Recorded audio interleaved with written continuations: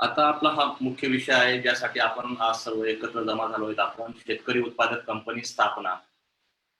तर शेतकरी उत्पादक कंपनी काय आहे व ती कशी स्थापना करायची आहे, कुठे नोंदणी करायची, त्याचे नियम काय असतात, कंपनी का नोंदणी करायची किंवा शेतकरी उत्पादक कंपनी नोंदणी केल्यामुळे आपल्याला काय फायदा होईल, या कंपनी नोंदणीनंतर आपल्याला शासन देखील काही मदत करते का, शासनाचा स्मार्ट प्रकल्प काय आहे, याबद्दल अनेक शंका कुशंका सर्वांच्या मनात आहेत. काहींना याबद्दल सगळी माहिती देखील असेल, काहींना नवीन आहेत शेतकरी त्यांना ही माहिती व्हावी, यासाठी आपण या ठिकाणी यावर चर्चा करणार आहोत. सर्वात प्रथम शेतकरी बंधूंनो, प्रत्येक व्यक्तीला वाटतं की आपण काहीतरी उद्योगधंदाही चालू करावा शेतीबरोबर. परंतु उद्योगधंदा चालू करायचा म्हणजे नक्की कंपनी रजिस्टर करायची कशी? फोन येतात अनेक वेळा शेतकऱ्यांची, तुम्हाला कंपनी स्थापन करायची आहे, पण कोणत्या प्रकारची करायची? तर त्यांच्यासाठी थोडक्यात इथं माहिती दिलेली आहे की कंपनीचे वेगवेगळे प्रकार पडतात. पहिली कंपनी असते स्मॉल स्केल इंडस्ट्रीज नावाने. ही म्हणजे जिल्हा उद्योग केंद्राच्या माध्यमातून ही देखील रजिस्ट्रेशन होते. त्यानंतर पार्टनरशिप फर्म नावाचा एक प्रकार असतो. 2 पार्टनर एकत्र येऊन कंपनी स्थापन करू शकतात. LLP म्हणजे लिमिटेड लायबिलिटीज पार्टनरशिप नावाचा एक प्रकार असतो. त्या पद्धतीने कंपनी स्थापन करता येते. त्याचबरोबर प्रायव्हेट लिमिटेड कंपनी असते. 2 ते 5 डायरेक्टर एकत्र येऊन देखील कंपनी स्थापन करता येते. त्याचबरोबर पब्लिक लिमिटेड कंपनी असते. अनेक व्यक्ती इथं एकत्र येऊन ही public property type public limited company असते. त्याचबरोबर NGO नावाचा एक प्रकार असतो, म्हणजे नॉन गव्हर्नमेंट ऑर्गनायझेशन. त्या टाईपमध्ये देखील संस्था कार्यरत करतात. आणि शेवटचा दुसऱ्यात महत्वाचा मुद्दा आहे, त्याच्यावर आपण आज बोलणार आहोत, तो म्हणजे फार्मर प्रोड्युसर कंपनी. अशा या कंपनीचे वेगवेगळे प्रकार पडतात.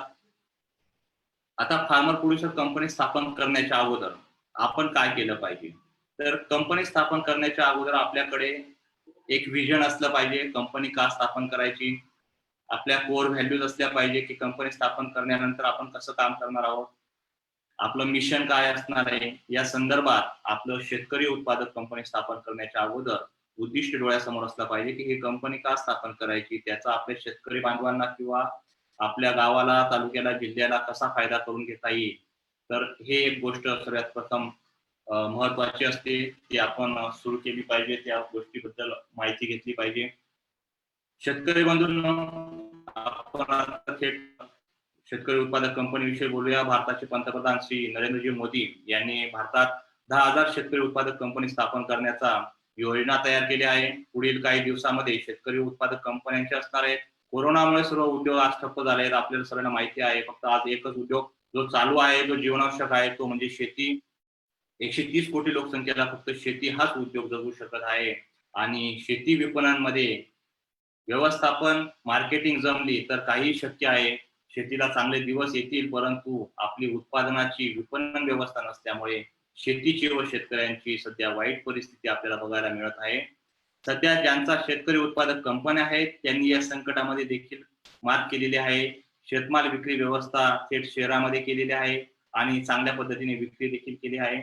महाराष्ट्रातल्या अनेक शेतकरी उत्पादक कंपन्यांनी जो काही भाजीपाला आहेत, फळं आहेत, लॉकडाऊन परिस्थितीमध्ये शहरामध्ये पुरवठा केला आहे.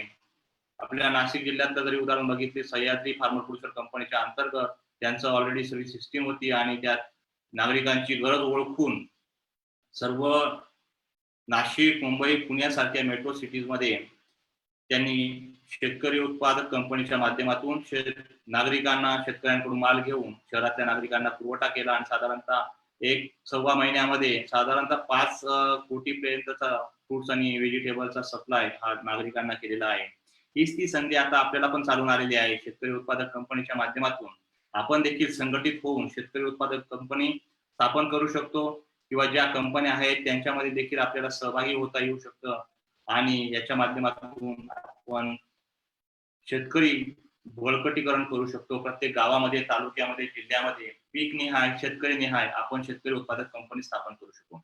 या कंपनीच्या माध्यमातून आपण शेतकरी सेवा सुविधा, उत्पादन, शेतमाल विक्री, प्रक्रिया उद्योग असे वेगवेगळे उद्योग, धंदे, प्रकल्प राबवू शकतो आणि त्या शेतकऱ्यांना शेतमाल थेट विक्री होईल, तसेच उत्पादनामध्ये देखील वाढ होईल, या उद्देशाने काम करू शकतो.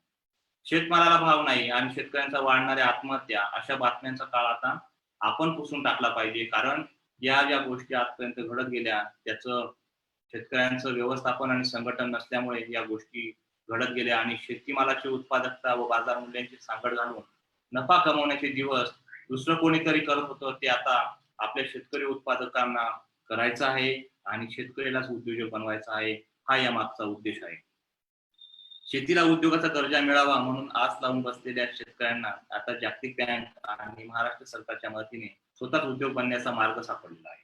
राज्यातील शेतकरी गटांचे रूपांतर देखील कंपन्यांमध्ये करण्यात येत असून बाजाराभिमुख जी व्यवस्थापन आहे शेतकरी उत्पादक कंपन्यांची त्यांची स्थापना करून संपूर्ण महाराष्ट्र आणि भारतावर या शेतकरी उत्पादक कंपन्यांच्या माध्यमातून शेतकऱ्याला सुखी करण्याचा प्रयत्न या ठिकाणी कृषी विभाग असेल, नाबार्ड असतील किंवा विविध संस्था असतील यांच्या माध्यमातून सुरू आहे. वर्षभरात महाराष्ट्रातील सर्व जिल्ह्यांमध्ये शेतकरी उत्पादक कंपन्या स्थापन होत आहेत. आता शेतकरी उत्पादक कंपनी म्हणजे आहे तरी काय नक्की? आपण शेतकऱ्यांच्या भाषेमध्ये बोलूया. मी इथं बरीचशी माहिती मराठीत ठेवलेली आहे. इंग्लिश शब्द याच्यात येणार नाहीत. शेतकऱ्यांना सोपं जावं समजायला यासाठी मी या सगळ्या पीपीटीज तयार केलेल्या आहेत. ही शेतकरी उत्पादक कंपनी म्हणजे फार्मर प्रोड्युसर कंपनी, याला कोणी फार्मर प्रोड्युसर ऑर्गनायझेशन म्हणजे जे एफपीओ देखील म्हणतं. ही कंपनीचे जे कायदेशीर स्वरूप आहे, ही कंपनी कायदा 1956 व 2013 नुसार नोंदणी होती. शेतकरी उत्पादक कंपनी ही एक अशी संस्था आहे ज्यामध्ये कायद्यानुसार केवळ शेतकरी हाच या कंपनीचा सदस्य असू शकतो आणि शेतकरी सदस्य स्वतःच या कंपनीचे व्यवस्थापन करू शकतो. शेतकरी उत्पादक कंपनीच्या संकल्पनेमध्ये उत्पादक खास करून लहान व किरकोळ जे शेतकरी असतात ते संकलन समाविष्ट आहे, जेणेकरून शेतीतील जे काही आव्हाने आहेत ते एकत्रित गुंतवणूक ठेवण्यासाठी एक प्रभावी गठबंधन तयार करणे, जसे की गुंतवणूक असेल, तंत्रज्ञान असेल, इनपुट, बाजारपेठ सुधारित प्रवेश, शेती पिकांचे उत्पादन, कापणीपासून तर खरेदी, ग्रेडिंग, पुलिंग, हाताळणी, विपणन या सर्व गोष्टींचे यामध्ये समावेश असतो. सामूहिकरित्या देखील शेतीचे उत्पादन आणि उत्पादकता यामध्ये वाढवली जाऊ शकते. त्याचबरोबर शेतकरी कंपनी मार्फत कृषी आधारित विविध व्यवसाय देखील या ठिकाणी सुरू करता येतात आणि याचा जो काही मिळणारा नफा असतो हे शेतकरी जे काही सभासद असतात त्यांना करून देता येऊ शकतो. शेतकरी उत्पादक कंपनी नोंदणी कुठे आणि कशी होते? आता याच्यामध्ये जे काही मी पुढे संवाद आपल्याशी साधत आहे याच्यामध्ये प्रश्न आणि उत्तर जे काही शेतकऱ्यांचे प्रश्न असतात त्या टाईप मध्ये मी पुढे इथं स्लाइड्स तयार केलेले आहेत की शेतकऱ्यांचे जे काही प्रश्न असतात आणि त्यांना जे अनुसरून उत्तर आहेत त्या पद्धतीने आपण पुढे जाणार आहोत. म्हणजे तुमच्या मनातील जे काही शंका असतील, प्रश्न असतील ते याच्यामध्ये सर्व प्रश्नांचं निरसन होईल असं मी या ठिकाणी तयार केलेलं आहे. तरीही जर समजा आपले शेतकरी उत्पादक कंपनीविषयी काही प्रश्न असतील तर ते आपण शेवटी पुन्हा घेणार आहोत. तुमचे जर काही प्रश्न असतील तर तुम्ही तुमच्या कागदावरती तिथे लिहून ठेवणार आहे. शेतकरी उत्पादक कंपनी ही कंपनी कायदा 1956 व 2013 नुसार नोंदणी केली जाते. रजिस्टर ऑफ कॉर्पोरेशन म्हणजेच आरओसीच्या अंतर्गत दिल्ली येथे ही नोंदणी केली जाते. नोंदणी प्रक्रिया जी असते ती पूर्णपणे ऑनलाईन असते आणि शासनाच्या वेब पोर्टल द्वारे या कंपनीची नोंदणी केली जाते. आता शेतकरी उत्पादक कंपनी कुणाला स्थापन करता येते? शेतकरी उत्पादक कंपनी ही भारतातील कुठल्याही शेतकरी नागरिक असा कोणत्याही व्यक्तीला स्थापन करता येते. अट ही आहे की हा व्यक्ती शेतकरी असला पाहिजे, त्यांच्याकडे शेती असणे आवश्यक आहे, शेतीचा सातबारा असणं आवश्यक आहे. अशा व्यक्तीला शेतकरी उत्पादक कंपनी स्थापन करता येते. शेतकरी उत्पादन कंपनी स्थापन करते येते गाव पातळीवरील 10 शेतकरी किंवा शेतकरी गट एकत्र येऊन शेतकरी उत्पादक कंपनी स्थापन करू शकतात. तसेच एकापेक्षा जास्त गावे देखील मिळून शेतकरी उत्पादक कंपनी स्थापन केली जाऊ शकते. या कंपन्याच्या मिनिस्ट्री ऑफ कॉर्पोरेट अफेअर्स या डिपार्टमेंटकडे कंपनी कायदा 1956 अंतर्गत या कंपनीची नोंदणी केली जाते. तर शेतकरी उत्पादक कंपनी का स्थापन करायची? सगळ्यात महत्वाचा प्रश्न आहे की आपण शेती करतोय, शेती करूनच माल विकू शकणार आहोत, मग शेतकरी उत्पादक कंपनी का स्थापन करायची? तर शेतकरी उत्पादक कंपनीची स्थापन करण्याचा मुख्य उद्देश हाच आहे की लहान लहान जे शेतकरी आहेत, आज आपण बघितलं की मागच्या काही वर्षापूर्वी ज्यांची शेती 50 एकर असेल ती काही दिवसानंतर त्यांचे मुलं मोठे झाले, 25-25 एकर झाली, पुन्हा डिवायडेशन झालं, 5-5 एकर झाली, आता पुन्हा 2.5 एकर, 2 एकर, 1 एकर इतके छोटे छोटे शेतीचे तुकडे होत आहेत. त्यामुळे शेतकरी लहान होत चालला आहे आणि या शेतकरीला शेतीचं व्यवस्थापन करणं खूप अवघड जात आहे. खूप मोठ्या मशिनरी घेणं अवघड जात आहे. ते शेती व्यवस्थापन करणं अवघड जात आहे. मग असे जे लहान शेतकरी आहेत यांनी एकत्र येण्यासाठी शेतकऱ्यांचे संघटन होण्यासाठी शेतकरी उत्पादक कंपनी गरजेची आहे. त्याचबरोबर गुंतवणूकचा विषय असेल, तंत्रज्ञान असेल, इनपुट असेल, बाजारपेठेत ज्या काही सुधारित प्रवेश आहेत, यामध्ये शेतकरी उत्पादक कंपनी मोठं काम करू शकते आहे. त्याचबरोबर शेतीच पिकाचे जे काही उत्पादन असेल, कापणी, खरेदी, ग्रेडिंग, कुलिंग, हाताळणी, विपणन, विक्री, या ज्या सर्व गोष्टी आहेत त्या एकट्या शेतकऱ्याला अवघड जातात. त्याच वेळी जर समजा 10-20 शेतकरी एकत्र येत आहेत आणि या सगळ्या गोष्टी करतायत, तर त्यांना ह्या गोष्टी करणं खूप सोपं जातंय.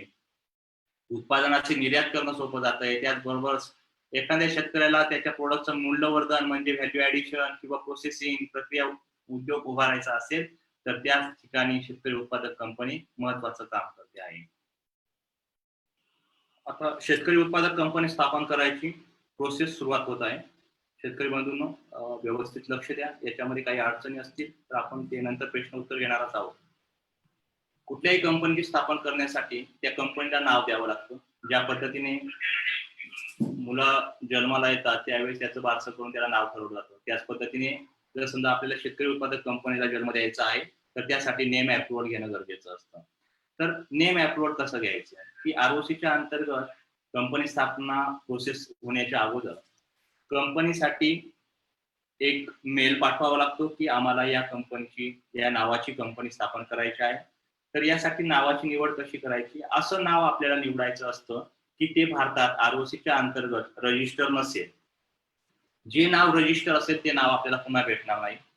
आणि शेतकरी उत्पादक कंपनीच्या पुढे प्रोड्युसर कंपनी लिमिटेड हे नाव कॉमन येतं. म्हणजेच आता माझी कंपनी आहे कृषी Bhushan growers producer company limited. त्याच पद्धतीने तुम्ही जी पण काही कंपनी स्थापन करणार आहे त्याच्या पुढच्या बाजूला प्रोड्युसर कंपनी लिमिटेड हे नाव कॉमन येतं. त्याच्या अगोदर आपल्या ज्या काही कंपनीचं नाव ठरवणार आहोत ते नाव या ठिकाणी येणार आहे. अशा पद्धतीने आपण नेम अप्रुव्हलची पहिली प्रोसेस करतो. तुम्ही एक नाव ठरवलं की त्यानंतर आपण ते आरओसीला पाठवतो आणि त्याच्या अंतर्गत 4 ते 5 दिवसामध्ये आरओसीच्या माध्यमातून नेम अप्रुव्हल आपल्याला येतं. आता फार्मर प्रोड्युसर कंपनी स्थापन करण्यासाठी डॉक्युमेंट्स काय लागतात, आपले काही जे काही सभासद आहेत किंवा जे काही संचालक आहेत, यासाठी मी तुम्हाला मगाशी सांगितलं की यासाठी कमीत कमी आपल्याला 5 संचालक आणि 5 सदस्य या कंपनी नोंदणीसाठी लागत असतात. यामध्ये जे काही शेतकरी आहेत याच शेतकऱ्यांना संचालक आणि सदस्य म्हणून कंपनीमध्ये येता येतं. या जे काही संचालक आणि सदस्य असणार आहेत त्यांचे कागदपत्र जे लागत आहेत त्यामध्ये पॅन कार्ड, आधार कार्ड, लाईट बिल, बँक पासबुकची झेरॉक्स, 3 फोटो आणि 7/12 हे कागदपत्र कंपल्सरी लागतात. या कागदपत्राशिवाय कंपनी नोंदणी होऊ शकत नाही. त्यामुळे ज्या शेतकऱ्यांना शेतकरी उत्पादक कंपनी स्थापन करायची आहे अशा व्यक्तींनी हे कागदपत्र असणं गरजेचं आहे. आता यामध्ये काही शेतकऱ्यांचे प्रश्न असतात की 7/12 नसेल तर काय पर्याय आहे, किंवा 7/12 नसेल तर कंपनी स्थापन करता येते. 7/12 नसेल आणि शेतकरी नसेल तर कंपनी स्थापन करता येत नाही. परंतु जर समजा मी शेतकरी उत्पादक कंपनीमध्ये सहभागी होऊ इच्छितो, परंतु माझ्या वडिलांच्या नावावर शेती आहे, तिथं एक वेळा आपल्याला संमतीपत्र लिहून 1 किंवा 2 व्यक्तींसाठी हा पर्याय खुला राहील की त्याला शेतकरी उत्पादक कंपनीमध्ये येता येईल. वडिलांच्या नावाने शेती आहे परंतु मुलाच्या नावाने नाही आहे आणि मुलाला त्याच्यामध्ये कंपनीमध्ये सहभागी व्हायचं असेल तर त्यासाठी आपल्याला 7/12 हा एक ऑप्शन असतो. त्याचबरोबर कुटुंबातील किती सदस्य एका कंपनीमध्ये येऊ शकतात. शेतकरी मित्रांनो, ऍक्च्युली ही जी शेतकरी उत्पादक कंपनी स्थापन करायची आहे ही कुटुंबासाठी मर्यादित नसायलाच पाहिजे. अनेक शेतकरी एकत्र येऊनच करायला पाहिजे. परंतु तरीही मोठी जॉईंट फॅमिली आहे त्यातले 1 किंवा 2 लोक किंवा 3 व्यक्ती एकत्र येऊ इच्छितात आणि बाकीचे शेतकरी आजूबाजूचे घेऊ इच्छित असतील तर 2 किंवा 3 व्यक्ती जास्तीत जास्त या एका कुटुंबातील चालू शकतात. परंतु सर्वच सदस्य हे आपल्या एकाच कुटुंबातून घेऊन उपयोग नाही. त्याच्यामुळे आपल्या कंपनीची प्रगती होणार नाही आणि ती एका लिमिटेड लेवलला राहून जाईल. त्यामुळे अनेक महत्वाचे शेतकरी या ठिकाणी घेणं गरजेचं आहे.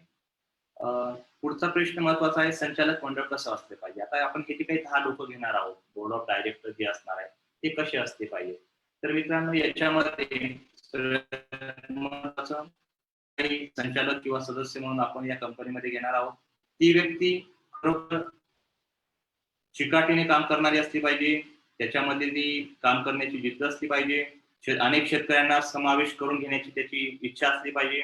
आपल्या परिसरातील, गावातील, तालुक्यातील शेतकऱ्यांचा फायदा व्हावा हे देखील त्याची इच्छा असली पाहिजे. आणि आपली कंपनी आपण पुढे कशी घेऊन जाऊ, विविध प्रकल्पांच्या माध्यमातून, योजनांच्या माध्यमातून आपल्या कंपनीचा विकास कसा होईल, ह्या दृष्टिकोन किंवा हे मिशन या सर्व संचालकांचे असले पाहिजे.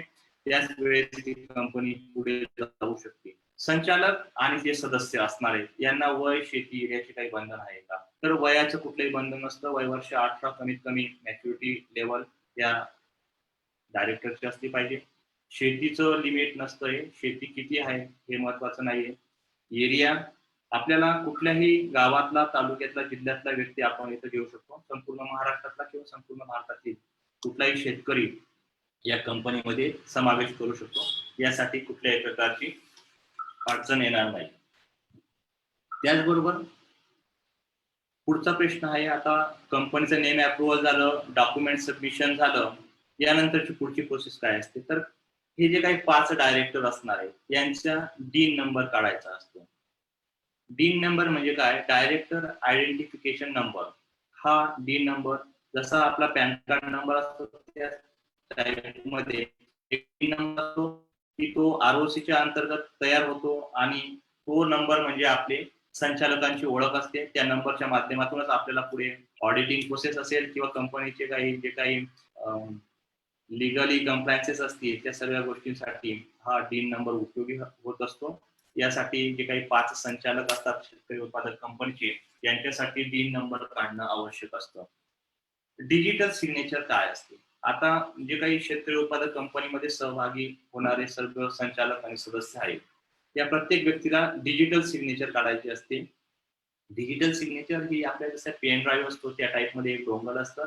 त्यामध्ये एक डिजिटल, आता इथे स्क्रीनवरती तुम्हाला दिसतंय की आपण जी काही सही केलेली आहे ती हार्ड कॉपी न राहता ती सॉफ्ट कॉपी मध्ये असतं. तो आपला डोंगल आपल्या सीए किंवा सीएस कडे असतो आणि आपल्या ऑडिटिंगसाठी किंवा लिगल कंप्लायन्ससाठी जे पण काही कामं असतात त्यासाठी ही डिजिटल सिग्नेचर उपयोगी पडते. तिचा वापर सीए आणि सीएस करत असतात. आपल्याला ते आपल्या डेली यूज मध्ये फारसा उपयोग तिचा नसतो. शेतकरी उत्पादक कंपनी नोंदणीसाठी किती दिवस लागतात? तर शेतकरी मित्रांनो, आपण जे काही नेम अप्रुव्हल घेतलं आणि त्याच्यानंतर हे सर्व डॉक्युमेंट जमा केले, डीन नंबर काढला, डिजिटल सिग्नेचर काढली, या सर्व प्रोसेसला आणि आरओसीचं जे काही सर्टिफिकेट आपल्याला कंपनीचं रजिस्ट्रेशन सर्टिफिकेट येणार आहे रजिस्टर ऑफ कॉर्पोरेशनच्या थ्रू, तर ते नोंदणीसाठी साधारणतः 45 ते 50 वर्किंग डेज म्हणजे साधारणतः 1.5 ते 2.25 महिन्याचा कालावधी शेतकरी उत्पादक कंपनी नोंदणीसाठी लागत असतो. आता शेतकरी उत्पादक कंपनी नोंदणी झाली, आपलं सर्टिफिकेट पण एक साधारणतः 45 ते 50 दिवसामध्ये आपल्याला मिळालं. त्याची पुढची प्रोसेस काय असते? तर आता आपले काही जे काही 10 डायरेक्टर म्हणजे 5 संचालक आणि 5 प्रमोटर्स हे जे आहेत यांना आपण शेअर्स अलोकेट करायचं आहे. शेअर्स अलोकेट म्हणजे काय, की आपले जे काही भाग भांडवल आहे पेड अप कॅपिटल, तर ते डिवाइड करायचं असतं ह्या 10 लोकांमध्ये. तर आता हे जे 10 लोक आहेत याच्यामध्ये समप्रमाणात देखील शेअर्स हे डिवाइड केले जाऊ शकतात. त्याचबरोबर याचे वेगवेगळ्या प्रमाणात देखील याची विभागणी होऊ शकते. म्हणजे कसं, की सपोज हे जे काही स्क्रीनवर दिसत आहेत 1 ते 10 क्रमांक, तर यामध्ये पहिल्या डायरेक्टरकडे 10% शेअर्स ठेवलेत, दुसऱ्या डायरेक्टरने 15% ठेवलेत, तिसऱ्या डायरेक्टरने 15% ठेवलेत, चौथ्या डायरेक्टरकडे 10% आहे, 5व्या डायरेक्टरकडे 10% आहे. अशा पद्धतीने हे विभागणी झाली आणि जिथं 15% आहे काही डायरेक्टरांना 5-5% देखील आहे. म्हणजे आपल्या एकूण 10 लोकांचा मिळून जो काही रेशो आहे हा 100% यायला पाहिजे. यासाठी तुम्ही तुमच्या म्युच्युअल अंडरस्टँडिंगने याचं जे काही शेअर्स अलोकेशन असेल ते करू शकणार आहे. तुम्ही तुमच्या संचालक मंडळाची मीटिंग ठरवून तुम्ही ते समप्रमाणात किंवा कमी जास्त प्रमाणात हे शेअर्स अलोकेट करू शकता.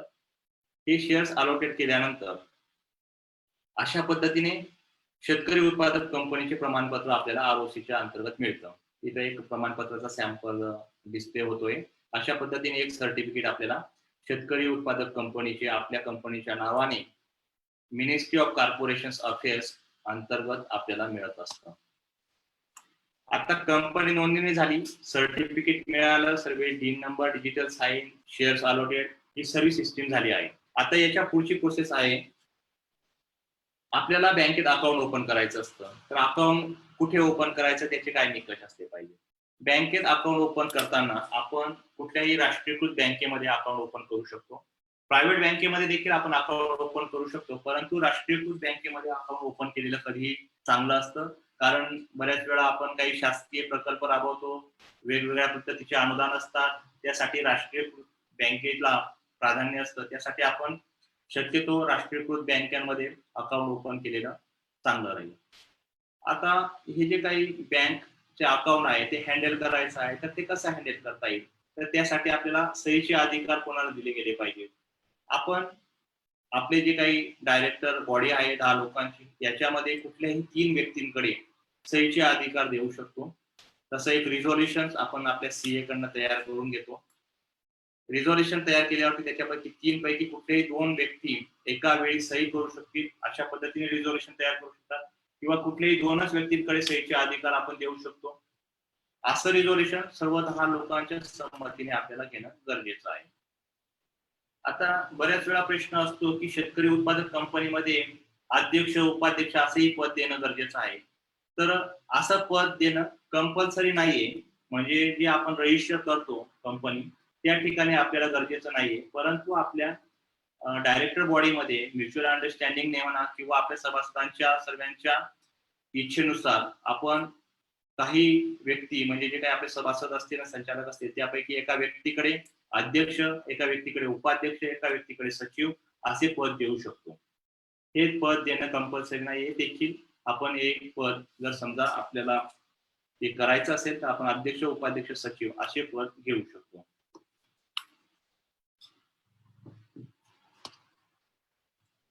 शेतकरी उत्पादक कंपनी नोंदणी झाली, बँकेत अकाउंट देखील ओपन झालं, परंतु आता जे काही आपल्याला आपल्या गावातले तालुक्यातले सभासद शेतकरी सभासद करून घ्यायचे असतील, तर त्यासाठी काही मर्यादा आहे का, तर नाही. शेतकरी सभासद आपण आपल्या गावातले, तालुक्यातले, जिल्ह्यातले किंवा संपूर्ण राज्यातले कुठेही शेतकरी सभासद करून घेऊ शकतो. परंतु शक्यतो आपण ज्या ठिकाणी ही कंपनी स्थापन केली आहे त्या गावातले, तालुक्यातले जर समजा शेतकरी सभासद करून घेतले तर चांगलेच आहे. तर ते शेतकरी सभासद करून घेताना देखील तुम्ही ते पीक निहाय करू शकतात, गट निहाय करू शकतात, गाव निहाय देखील करू शकतात. वेगवेगळ्या गावांमध्ये वेगवेगळ्या पिकाचं उत्पादन होत असेल, समजा एखाद्या तालुक्यामध्ये कांद्याचं उत्पादन होते, कांद्याचे शेतकरी, एखाद्या गावामध्ये हॉर्टिकल्चर मध्ये एखादा द्राक्ष किंवा डाळिंबावरती काम करणारे शेतकरी असतील, त्यांचा एक ग्रुप तयार करून सभासद करून घेऊ शकतात. अशा पद्धतीने आपण सभासद करून घेऊ शकतो. सभासद करण्यासाठी कुठल्याही प्रकारची मर्यादा नाही आहे की ते सभासद झाले पाहिजे, परंतु आपणही त्या व्यक्तींना योग्य पद्धतीने सुविधा पुरवठा करू अशाच संख्येमध्ये आपल्याला सभासद करणं गरजेचं आहे. उगीच खूप हजारो सभासद करून घेतले आणि त्यांना आपण जर सर्व्हिस प्रोव्हाइड करू शकतो नाही, तर ते सभासद नोंदणी करून हे उपयोग होणार नाही आणि ते सभासद देखील आपल्यावर नाराज राहतील की ते आपल्याला त्यांच्यापासून कुठल्याही पद्धतीचा फायदा होत नाही. सभासद नोंदणीसाठी काही फॉर्म आणि कागदपत्र आवश्यक आहे. तिथे तुम्ही एक तुमच्या कंपनीच्या नावाने एक नोंदणीचा फॉर्म तयार करू शकता. त्यासाठी कागदपत्र म्हणून तुम्ही त्यांचे केवायसी डॉक्युमेंट घेऊ शकता. पॅन कार्ड, आधार कार्ड, फोटो आणि 7/12 उतारा अशा पद्धतीने तुम्ही त्यांना कागदपत्रे घेऊ शकता. आता हे जे काही सभासद होणार आहेत यांना आपण शेअर्स देऊ शकतो का, तर यांना शेअर्स देऊ शकतो आपण. आपल्याला जर समजा वाटत असेल की आपल्याला हा शेतकरी जो आहे त्याला शेअर्स होल्डर बनवायचं, तर त्या व्यक्तीला आपण शेअर्स होल्डर देखील बनवू शकतो किंवा सर्वसाधारण सभासद देखील करू शकतो. हे तुमच्या डायरेक्टर बॉडीच्या संमतीने, मीटिंगने ते आपल्याला पूर्ण करायचं आहे. अशा पद्धतीने आपल्याला एक संघटन करायचं आहे शेतकऱ्यांचं. शेतकरी उत्पादक कंपनी स्थापन झाल्यानंतर ते बँकेत अकाउंट ओपन झालं, त्यानंतर तुम्ही शेतकरी सभासद जॉईन करू शकतात. वेगवेगळ्या गावाचे, वेगवेगळ्या विभागाचे, वेगवेगळ्या पिकांचे सभासद या ठिकाणी आपल्याला सहभागी करून घेता येऊ शकतात आपल्या शेतकरी उत्पादक कंपनीमध्ये. आपल्या कंपनीचा जो काही उद्देश आहे किंवा कंपनी स्थापनेमागचा जो काही मोटो आहे त्या अनुषंगाने आपले सभासद आपण जॉईन करून घेणार आहोत. आता शेतकरी उत्पादक कंपनीचे व्यवस्थापन कसे करायचे, कंपनीची नोंदणी झाली आहे, सभासदही झालेले आहे, परंतु आता याच्या पुढची पद्धत कशी असणार आहे, तर आपले हे जे काही 10 लोक आहेत, संचालक आणि सदस्य, यांनी आपण वेगवेगळे कामाचे नियोजन करू शकतो, काम विभागणी करू शकतो. प्रत्येकाला वेगवेगळ्या कामाला आपण सोपवून देऊ शकतो. जसं की आपण समजा एखाद्या शेतकऱ्यांना सर्व्हिस देतो आहे, मार्गदर्शन करतोय, त्यासाठी एका व्यक्तीने काम बघितलं. एखाद्या शेतकऱ्याकडनं आपण माल परचेस करतो आहे, त्यासाठी एक वेगळी टीम काम करू शकते. विपणन व्यवस्था आहे, त्यासाठी एखादी व्यक्ती काम करू शकते. सपोज व्हॅल्यू ऍडिशन आहे, काही पिकं धान्य तयार होत आहे, त्याची समजा ग्रेडिंग पॅकेजिंग करायचं आहे, त्यासाठी एक टीम काम करू शकते. अशी जे तुमचे 10 लोक आहेत संचालक, त्यांना तुम्ही काम वाटा पाडून देऊ शकता, ते कामं सोपवून देऊ शकता. त्याच्यामुळे सर्वांना काम करणं सोपं जाईल. ज्याला जे आवडीचं काम आहे त्याने ते करावं. याच्यात मिळून मिसळून सर्वांनी काम करणं हेच एक व्यवस्थापनाचं गुपित राहू शकतं. सर्वांना काम करण्याची इच्छा असली पाहिजे, त्यानुसार आपण कामाची विभागणी करून देऊ शकतो. अशा पद्धतीने कामाचं व्यवस्थापन आपण करू शकतो. आता शेतकरी उत्पादक कंपनीचं लेखापरीक्षण म्हणजेच ऑडिट हे कुठे, केव्हा, कसं करायचं? तर आपलं जे समजा फायनान्शियल इयर जे पण असतं एप्रिल ते मार्च, यामध्ये जे काही आपले प्रोजेक्ट आहेत, यामध्ये जे काही आपले काम चालू आहे, याचं आपलं पूर्ण व्यवहार बँकिंग थ्रू करायचे आपल्याला, आणि त्याचा जो काही त्याचं जे काही आपलं बँकेमध्ये स्टेटमेंट असेल, त्या बँके थ्रू सर्व गोष्टी चालू ठेवायच्या. जे पण काही आपले व्यवहार होणार आहेत ते सर्व बँके थ्रू करायचे. त्याच्यामुळे आपल्याला ऑडिट करायला सोपं जाणार आहे. आणि हे एप्रिल ते मार्च पर्यंत जे पण काही आपलं ट्रान्झॅक्शन होतील, व्यवहार होतील, ते आपल्या सीए कडून करून घेऊ शकतो. यासाठी एक सीए ची पण निवड करणं गरजेचं असतं. शेतकरी उत्पादक कंपनी आपण जिथं स्थापन करतो, त्यांच्या माध्यमातूनच आपण पुढे जे पण काही व्यवहार असतील, लिगल कम्प्लायन्सेस असतील किंवा ऑडिटिंगचे जे काही विषय असतील, ते आपल्या सीएच्या माध्यमातून करू शकतो. त्यासाठी कंपनीला एक सीए देखील अपॉइंट करणं आवश्यक आहे. आज जर आपण बघितलं की महाराष्ट्रामध्ये किती शेतकरी उत्पादक कंपन्या असतील असं जर विचार केला, तर साधारणतः आतापर्यंत महाराष्ट्रामध्ये 2700 प्लस कंपन्या स्थापन झाल्या आहेत. म्हणजे 2700च्या वरती शेतकरी उत्पादक कंपन्या स्थापन झालेल्या आहेत. मग त्याच्यामध्ये एमएससीपी अंतर्गत काही कंपन्या असतील, काही नाबार्ड थ्रू असतील, काही फार्मरने स्वतःहून तयार केलेल्या कंपन्या असतील. अशा वेगवेगळ्या पद्धतीच्या कंपन्या संपूर्ण महाराष्ट्रात आहेत. आणि साधारणतः नाशिक जिल्ह्याचा विचार केला तर 220च्या वरती शेतकरी उत्पादक कंपन्या या नाशिक जिल्ह्यामध्ये तयार झालेल्या आहेत. यामध्ये विषय हा वेगळा आहे की याच्यामध्ये किती ऍक्टिव्ह आहेत, किती लोक काम करत आहेत. कारण बऱ्याच वेळा आपण जर समजा फक्त शासकीय अनुदान मिळेल किंवा कोणीतरी आपल्याला मदत करत असेल म्हणून शेतकरी उत्पादक कंपनी स्थापन करू, तर ती कंपनी लवकर ऍक्टिव्ह होणार नाही. तर आपल्याला स्वतःहून काहीतरी या कंपनीच्या माध्यमातून तयार करण्याची इच्छा असेल आणि त्यासाठी आपण प्रयत्न करत असू, तर ती कंपनी निश्चितच ऍक्टिव्ह राहील, तिचं काम दिसेल. अशाच पद्धतीने आपल्याला देखील या कंपनी स्थापन केल्यानंतर वेगवेगळ्या पद्धतीचं काम करायचं. आता हे कंपनीचे स्थापनेचे विषय झाले, अकाउंटिंग झालं, सभासद झाले, शेअर झाले, परंतु आपल्याला याच्यामध्ये नक्की काम कसं करता येईल किंवा हे काम जर समजा या पिकांमध्ये करायचं ते कसं करता येईल.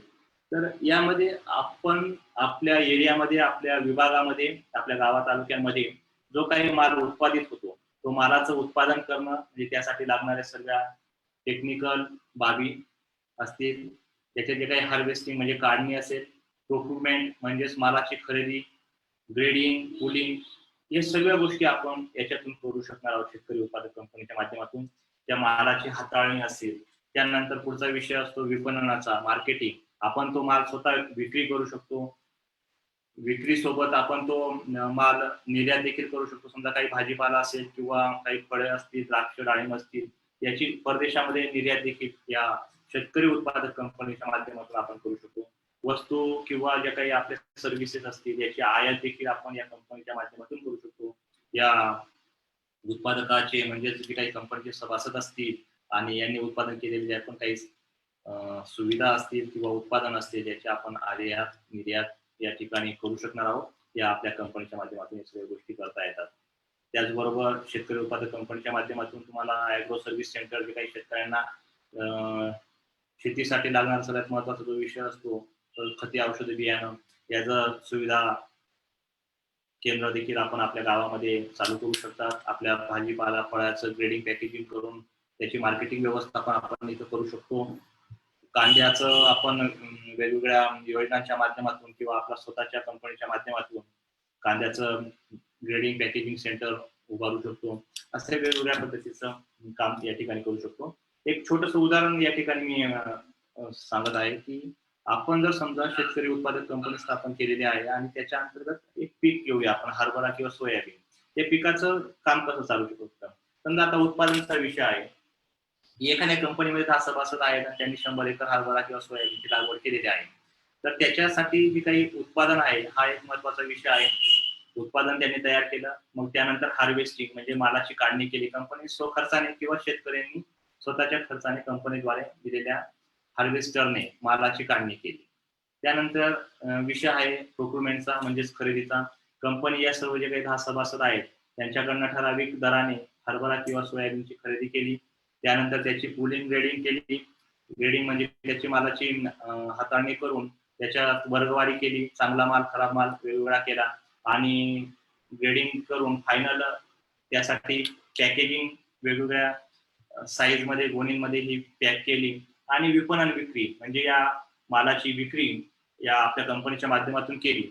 तर विक्रीतून येणारा जो काही नफा आहे तो शेतकरी, जे काही 10 शेतकरी आहेत ते वाटून घेऊ शकतात. याच अनुषंगाने हे झालं 10 लोकांचं उदाहरण, हे जे काही कंपनीमध्ये जे सभासद होते त्यांचं. परंतु कंपनीमध्ये जर समजा अधिक सभासद आहेत, 100च्या वरती सभासद आहेत आणि कंपनीला पण एक मोठं काम करायचं असेल तर हेच काम 100 व्यक्तींकडनं माल उत्पादित केलं, हार्वेस्टिंग केली, त्याच्यावरती ग्रेडिंग पॅकेजिंग केली आणि या मालाची पुन्हा विक्री केली. तर यातून येणारा जो काही नफा आहे तर हा नफा शेतकरी उत्पादक कंपनी आपल्या सर्व शेतकऱ्यांना वाटून घेऊ शकते आणि जो काही नफा राहील तो सर्व समप्रमाणात जो काही प्रॉफिट होईल तो देखील या ठिकाणी वाटून घेऊ शकते. आणि कंपनीला वाटलं शेतकऱ्यांना 3-4 महिने शेती वापरण्यासाठी जे काही भाडं असेल, समजा त्या जे काही जागेवरती आपण या सगळ्या गोष्टी करतो आहे तर त्या कंपनीसाठी भाडं देखील या सर्वांच्या माध्यमातून मिळू शकतं. अशा पद्धतीने हे शेतकरी उत्पादक कंपनीच्या अंतर्गत कॉमन फॅसिलिटी सेंटर म्हणजेच यासाठी जे काही खरेदी विक्रीचे व्यवहार असतील या सर्व गोष्टी या शेतकरी उत्पादक कंपनीच्या माध्यमातून होऊ शकणार आहेत. आता ही जी काही कंपनी आहे ही कशा पद्धतीने कार्य करेल? कंपनी स्थापन करीत असताना ज्या सभासदांकडून घेऊन ती कंपनी स्थापन केली आहे त्यातून किंवा बाहेरून एक व्यक्ती म्हणजे एक चीफ एक्झिक्युटिव्ह ऑफिसर आपण ज्याला म्हणतो सीईओ ची अपॉइंटमेंट करण्याची परमिशन या शेतकरी उत्पादक कंपनीला आहे. जर कंपनीचं ट्रान्झॅक्शन चांगल्या पद्धतीने मोठं होत आहे, मोठं काम उभारलं आहे तर ही कंपनी एक चीफ एक्झिक्युटिव्ह ऑफिसरची देखील नेमणूक या ठिकाणी करू शकते. त्याचबरोबर मगाशीच आपला विषय झाला की कंपनीसाठी या सभासदांमधूनच एक चेअरमनची देखील नेमणूक करता येऊ शकते. Chairman, vice chairman and secretary अशा पद्धतीने डेझिग्नेशन वापरून हे लोक काम करू शकतात. त्याच पद्धतीने कंपनी जे काही कार्य करेल याची एक रूपरेषासाठी कंपनीचे जे काही articles of memorandum of association मध्ये ते नमूद करणं गरजेचं आहे. म्हणजे जे काही तुम्ही काम करणार आहे त्याची पूर्व नोंदणी आपण ज्यावेळेस कंपनी नोंदणी करतो त्यामध्ये देखील त्या मेमोरंडम ऑफ असोसिएशन आहे त्याच्यामध्ये ते असणं गरजेचं आहे आर्टिकल्स मध्ये. याच्या विरोधात जाऊन आपल्याला जे काही काम केलं तर याच्यामध्ये आपल्याला चुकीची विषय होऊ शकतो. त्यामुळे आपण जे काही काम करणार आहोत ते या आर्टिकल्स ऑफ मेमोरंडम मध्ये असणं गरजेचं आहे. आणि कंपनीच्या नफ्यापैकी काही भाग कायद्याने कंपनी प्रशासनाने रिझर्व्ह म्हणून काढून ठेवणं देखील गरजेचं आहे. त्याच्या व्यतिरिक्त जे काही शिल्लक राहील ते कंपनीच्या मीटिंग मध्ये किंवा नियमावलीत नमूद केल्याप्रमाणे तसेच कंपनीच्या कायद्याच्या अधीन राहून सभासदाला आपण शेअरच्या किंवा डिव्हिडंडच्या रूपात देखील वाटू शकतो. म्हणजे जे काही सभासद आहेत आपले त्यांना आपण शेअर्सद्वारे किंवा डिव्हिडंड स्वरूपात हा नफा देऊ शकतो.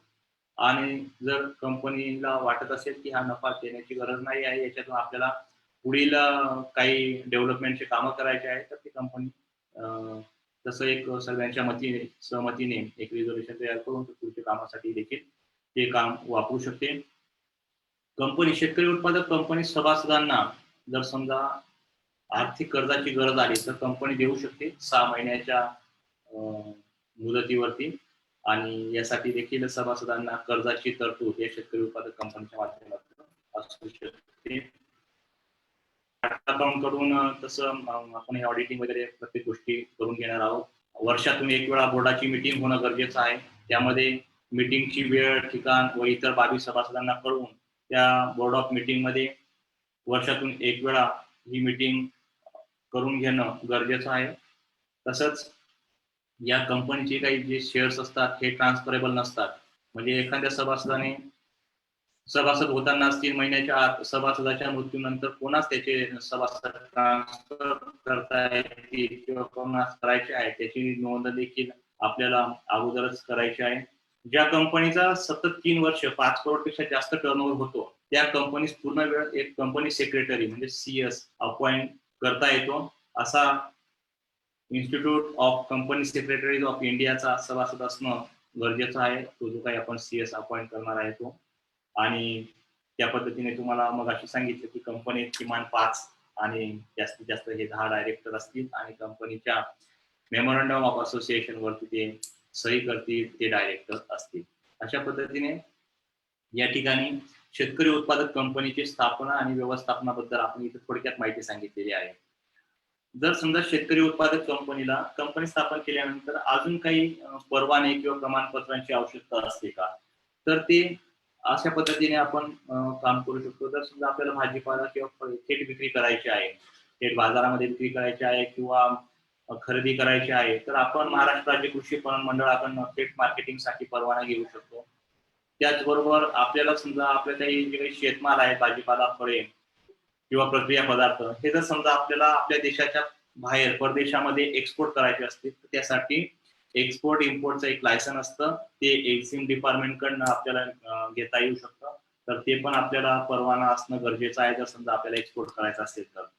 जर समजा आपण आपल्या उत्पादनावरती प्रक्रिया करतो आहे, त्याच्यावरती व्हॅल्यू ऍडिशन करतो आहे किंवा ते प्रक्रियायुक्त पदार्थ थेट खाण्यासाठी वापरतो आहे, अशा वेळी अन्न व औषध मंत्रालयाद्वारे आपल्याला फूड लायसन FSSAIचं असणं गरजेचं आहे.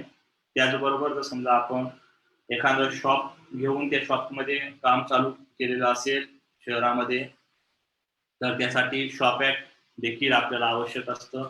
त्याचबरोबर शेतकरी उत्पादक कंपनीला ॲग्रो सर्व्हिस सेंटर किंवा शेतीचे औषधं, खत, बियाणे विक्री करायचं असेल तर त्यासाठी देखील कृषी विभागाकडनं यासाठी दुकानाचे कृषी औषध परवाना काढणं आवश्यक असतं.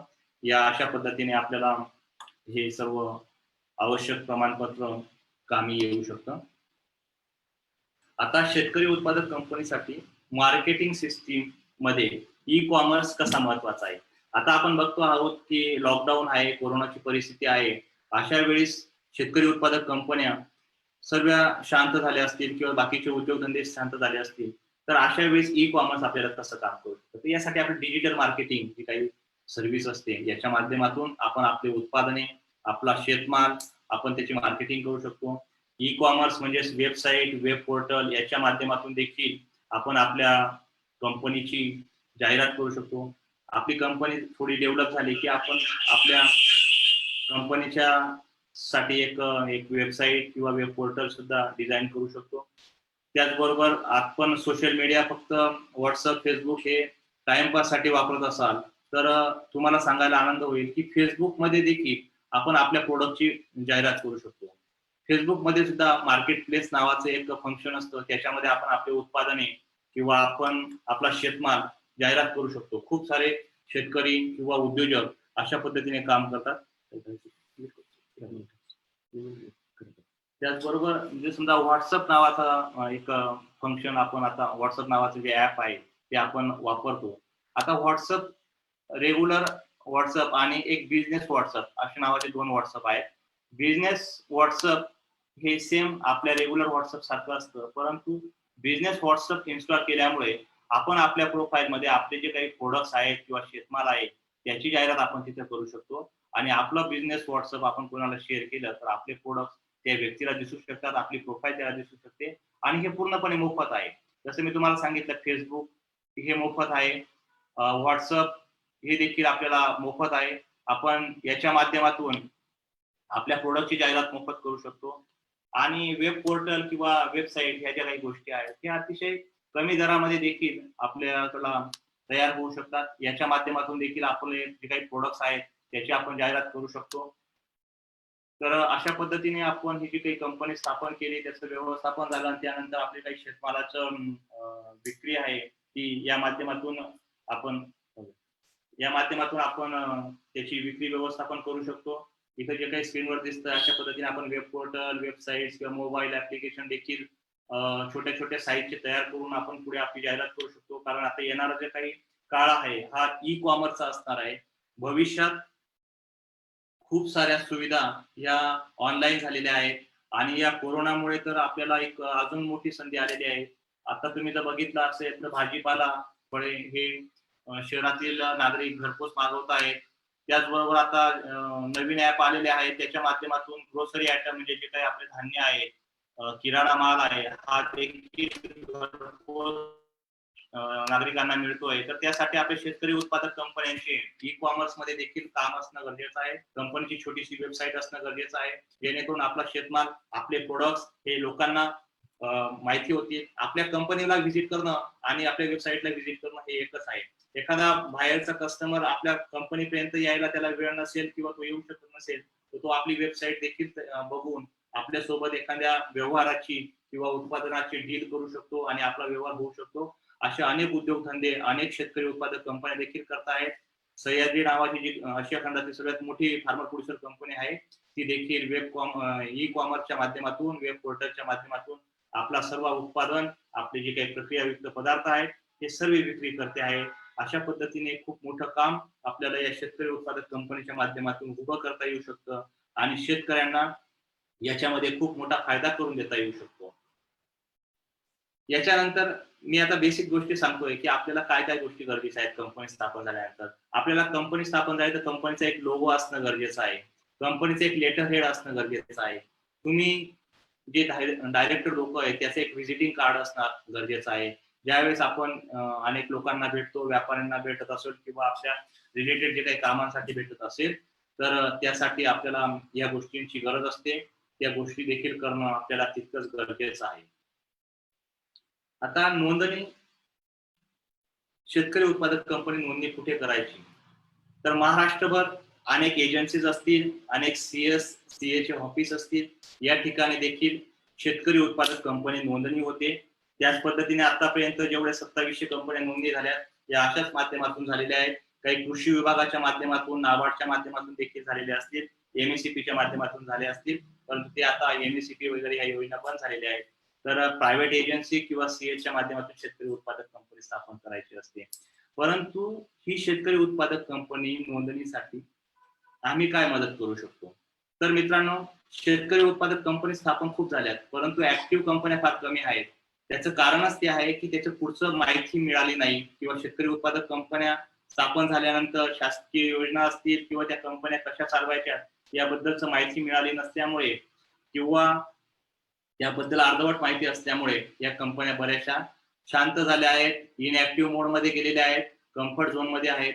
त्या पुन्हा ऍक्टिव्ह करण्यासाठी आणि नवीन कंपन्या स्थापन करण्यासाठी आमची कंपनी म्हणजे कृषीभूषण ग्रोवर्स प्रोड्युसर कंपनी देखील मदत करत असते. तर ही कंपनी मदत कशा पद्धतीने करत असते? तर ही कंपनी जी मदत करत असते ती कंपनी नुसती कंपनी स्थापन नाही करून देत. ही कंपनी तर तुम्हाला स्थापन करून देण्यासाठी आम्ही मदत करतो आणि यासाठी कुठल्याही प्रकारचा आम्ही चार्जेस न घेता ही कंपनी रजिस्टर करून देतो सगळ्या पूर्ण महाराष्ट्रातील शेतकऱ्यांना. फक्त जे काही गव्हर्नमेंट फीज, स्टॅम्प ड्युटीज किंवा टीन नंबर, डिजिटल साईन यासाठी ज्या काही खर्च येत असतो गव्हर्नमेंटचा, तर तोच फक्त शेतकऱ्यांना पेड करायची गरज असते आणि बाकीची जी काही पूर्ण कन्सल्टन्सी असते, टेक्निकल सपोर्ट असतो, यासाठी आम्ही पूर्णपणे एक शेतकऱ्यांना मदत व्हावी, शेतकऱ्यांना याच्याबद्दलची माहिती नाहीये त्यामुळे आम्ही हे काम सुरू केलेलं आहे. त्याचबरोबर कंपनी नोंदणी सोबत आम्ही एक सीए ची सर्व्हिसेस देतोय, म्हणजे जे काही चार्टर्ड अकाउंट असतात त्याचे काही सर्व्हिसेस असतात ऑडिटिंगच्या, त्या सर्व सर्व्हिसेस आम्ही आमच्या माध्यमातून देतो. कंपनीला एखादा प्रोजेक्ट तयार करायचा आहे, कुठलाही प्रोजेक्ट रिपोर्ट तयार करण्यासाठी मदत करतो. टेक्नॉलॉजी सपोर्ट असेल म्हणजे मोबाईल ऍप्लिकेशन असतील, वेबसाईट असतील, तर या माध्यमातून देखील आम्ही मदत करत असतो. किंवा तुमचे प्रोडक्ट्स आहेत त्याला डिजिटल मार्केटिंग स्वरूप द्यायचं आहे, त्यांची विक्री करायची आहे, परंतु ती कशी करायची ही माहित नाही, यासाठी आमची कंपनी मदत करत असते. प्रोडक्ट डेव्हलपमेंट करायचं असेल, नवीन प्रोडक्ट तयार करायचा असेल, त्यासाठी काय काय क्रायटेरिया असतील, ते कसे करायचे किंवा तुमचा प्रोडक्ट कुठे विक्री करता येऊ शकतो याबद्दलच सर्व माहिती ही कंपनी देत असते. हा या शेतकरी उत्पादक कंपनीचा आमचा उद्देश नसून हा फक्त या सर्व शेतकऱ्यांना, तळागाळातील जे शेतकरी आहेत महाराष्ट्रातील ग्रामीण भागातील, त्यांना या सर्व गोष्टींची माहिती नसते किंवा जे कोणी माहिती देत आहेत तर ते अर्धवट माहिती देत असतील, अर्धवट कामं करून देत असतील तर त्या कंपन्या कुठेतरी बंद पडतात. या सर्व गोष्टी अंडर वन रूफ, या सर्व ऑल इन वन सोल्युशन आम्ही प्रोव्हाइड करण्याचा प्रयत्न या ठिकाणी करत असतो. त्याचबरोबर कंपनीसाठी लागणारे जे काही लायसन्स असतील, परमिशन असतील, त्याबद्दल जी काही माहिती आम्हाला जी माहिती आहे, जी तुम्हाला आवश्यक आहे, या सर्व गोष्टी असतील किंवा शासकीय कृषी विभागातील योजना असतात. कृषी विभागात प्रचंड योजना असतात, परंतु आपल्याला काही वेळा ते माहिती होत नसतील, तर त्यासाठी आम्ही लिंक करून देतो. तुमचे कृषी विभागासोबत कनेक्टिव्हिटी करून देतो. कंपनीसाठी काही बिझनेस प्लॅन असतील, आमच्या कंपनीच्या माध्यमातून देखील अनेक शेतकरी उत्पादकांना वेगवेगळे बिझनेस प्लॅन आम्ही तयार केलेले आहेत. फ्रँचायझी मॉडेल तयार केलेलं आहे, तर ते देखील आम्ही या कंपनीच्या माध्यमातून प्रोव्हाइड करतो. त्याचबरोबर शेतकरी उत्पादक कंपन्या आणि जे काही शेतकरी असतात यांना आवश्यक असणारे ट्रेनिंग सपोर्ट, यांना आवश्यक असणारा मार्गदर्शन कार्यशाळा या देखील या आमच्या कृषी भूषण ग्रोवर्स प्रोड्युसर कंपनीच्या अंतर्गत चालू असतात, जेणेकरून या शेतकऱ्यांना जास्तीत जास्त माहिती व्हावी, जास्तीत जास्त शेतकरी उत्पादक कंपन्या तयार होऊन ते ऍक्टिव्ह देखील व्हाव्यात, यासाठी हे सर्व आमचं काम या ठिकाणी चालू असतं. तर आता बऱ्याच शेतकऱ्यांचा प्रश्न असतो की शेतकरी उत्पादक कंपनी तयार करण्यासाठी किती खर्च येतो, त्यासाठी काय करायला पाहिजे. तर त्या संदर्भात देखील इथे थोडक्यात माहिती दिलेली आहे की कंपनी तयार करण्यासाठी कंपनीचं आरओसीचं सर्टिफिकेट, कंपनीचं पॅन कार्ड, कंपनीचा टीन नंबर, या जे 10 लोक आहेत यांची सगळ्यांची डिजिटल सायन्स, 5 डायरेक्टरांच्या डीन नंबर, त्याचबरोबर जे काही गव्हर्नमेंटची फीज असते, स्टॅम्प ड्युटी असते, या सर्वांसाठी जे काही खर्च असतो तो, आणि त्याचबरोबर आपल्याला जर समजा एक्स्ट्रा सर्व्हिसेस ज्या आमच्याकडनं मोफत असतात त्या पण हव्या असतील तर त्याच्यासाठी एक पॅकेज पूर्ण तयार केलेलं आहे की त्यासाठी शेतकरी उत्पादक कंपनी ही आमच्या कंपनीला सभासद देखील होऊ शकते. 1 वर्ष पूर्ण जे काही तांत्रिक तुम्हाला मार्गदर्शन लागणार आहे ते सर्व मोफत या ठिकाणी मिळतं.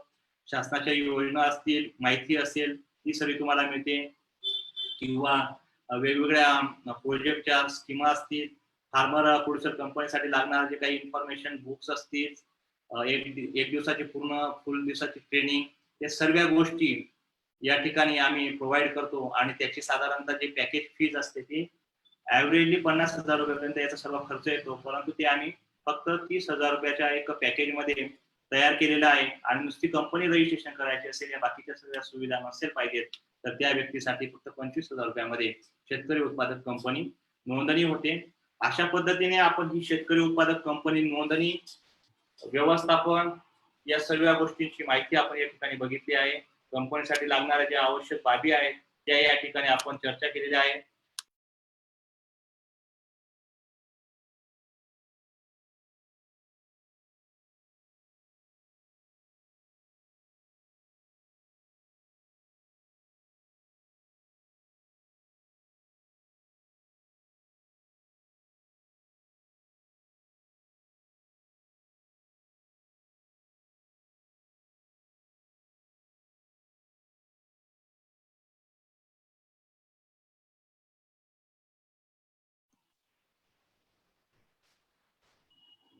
स्क्रीन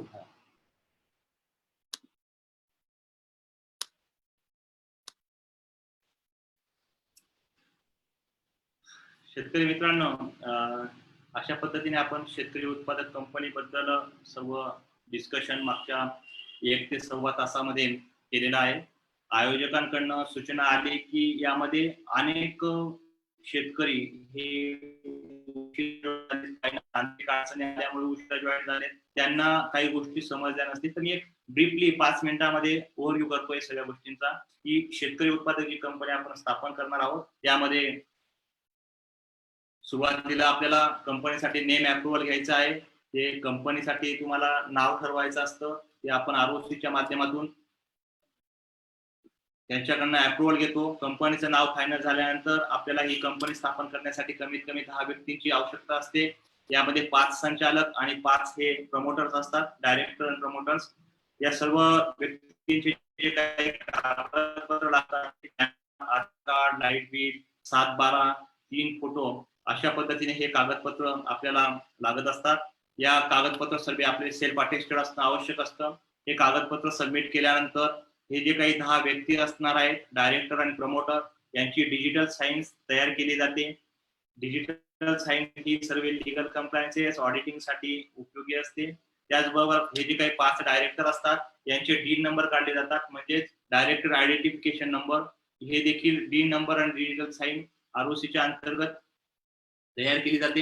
हे सर्व डॉक्युमेंटेशन सर्व ऑनलाईन प्रोसेस असते, वेब पोर्टलच्या माध्यमातून रजिस्टर करण्यात येते आणि या पद्धतीने आपण ही सर्व डॉक्युमेंटेशनची पूर्तता केली तर विदिन 45 ते 50 दिवसामध्ये कंपनी रजिस्टर होते. कंपनी रजिस्टर झाल्यानंतर आपण आपल्या विभागामध्ये, आपल्या गावामध्ये शेतकऱ्यांच्या उपयोगी येईल असं शेतकऱ्यांना आधारित प्रोजेक्ट राबवू शकतो. वेगवेगळ्या विषयावरती काम करू शकतो. ऍग्रो सर्व्हिस सेंटर सुरू करू शकतात किंवा तुम्ही जे शेतकऱ्यांचा शेतमाल उत्पादित होतो तो खरेदी करू शकतात, त्याची विक्री करू शकतात, व्हॅल्यू ऍडिशन करू शकतात, प्रक्रिया करू शकतात. यासाठी शासनाच्या आणि कृषी विभागाच्या खूप साऱ्या वेगवेगळ्या योजना आहेत. त्या योजनांबद्दल आपण पुढे थोडक्यात माहिती घेणारच आहोत. परंतु हा जो पहिला हाफ सेशन होता की शेतकरी उत्पादक कंपनी स्थापना, व्यवस्थापन आणि यासाठी ज्या लागणाऱ्या कायदेशीर बाबी आहेत, या सर्व गोष्टींची आपण इथं आता बघितलेलं आहे. याबद्दल जर समजा काही शंका वगैरे असतील तर तुम्ही फक्त चॅट बॉक्स मध्ये टाका. बऱ्यापैकी सर्व प्रश्नांचे उत्तर या सेशन मधून आपण घेतलेले आहेत, कारण जे काही शेतकऱ्यांना प्रश्न असतात त्यानुसारच मी इथं सर्व प्रश्न आणि प्रश्न उत्तर अशा पद्धतीने स्लाइड्स तयार करून इथं मांडणी केलेली आहे. त्यामुळे आपल्या सर्व प्रश्नांचं निरसन झालेच असेल. तरी देखील आपले जर समजा काही प्रश्न असतील तर तुम्ही चॅट बॉक्स मध्ये टाकू शकता किंवा लास्टला आपण पुन्हा प्रश्न उत्तर काही वेळ घेणार आहोत. आता या ठिकाणी जे कृषी विभागातील उपविभागीय कृषी अधिकारी मालेगाव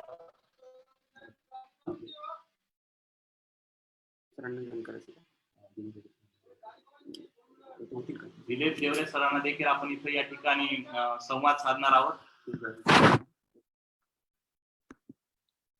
माननीय दिलीप देवरे सर हे कृषी विभागातील मालेगाव येथील उपविभागीय कृषी अधिकारी आहेत. खूप मोठा त्यांचा अनुभव आहे. त्यांचा शेतकऱ्यांसोबत थेट संवाद असतो. शेतकऱ्यांसोबत प्रत्यक्ष शेतात जाऊन वेगवेगळ्या योजनांची, कृषी विभागाची माहिती ते पोहोचवत असतात. दिलीप देवरे सर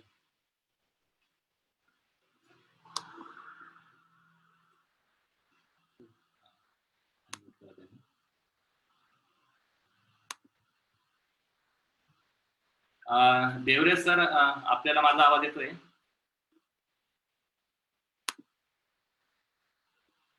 हॅलो, त्या तुमचा अनम्यूट करा सर तिथून. देवरे सर त्यांना तिथून केलं.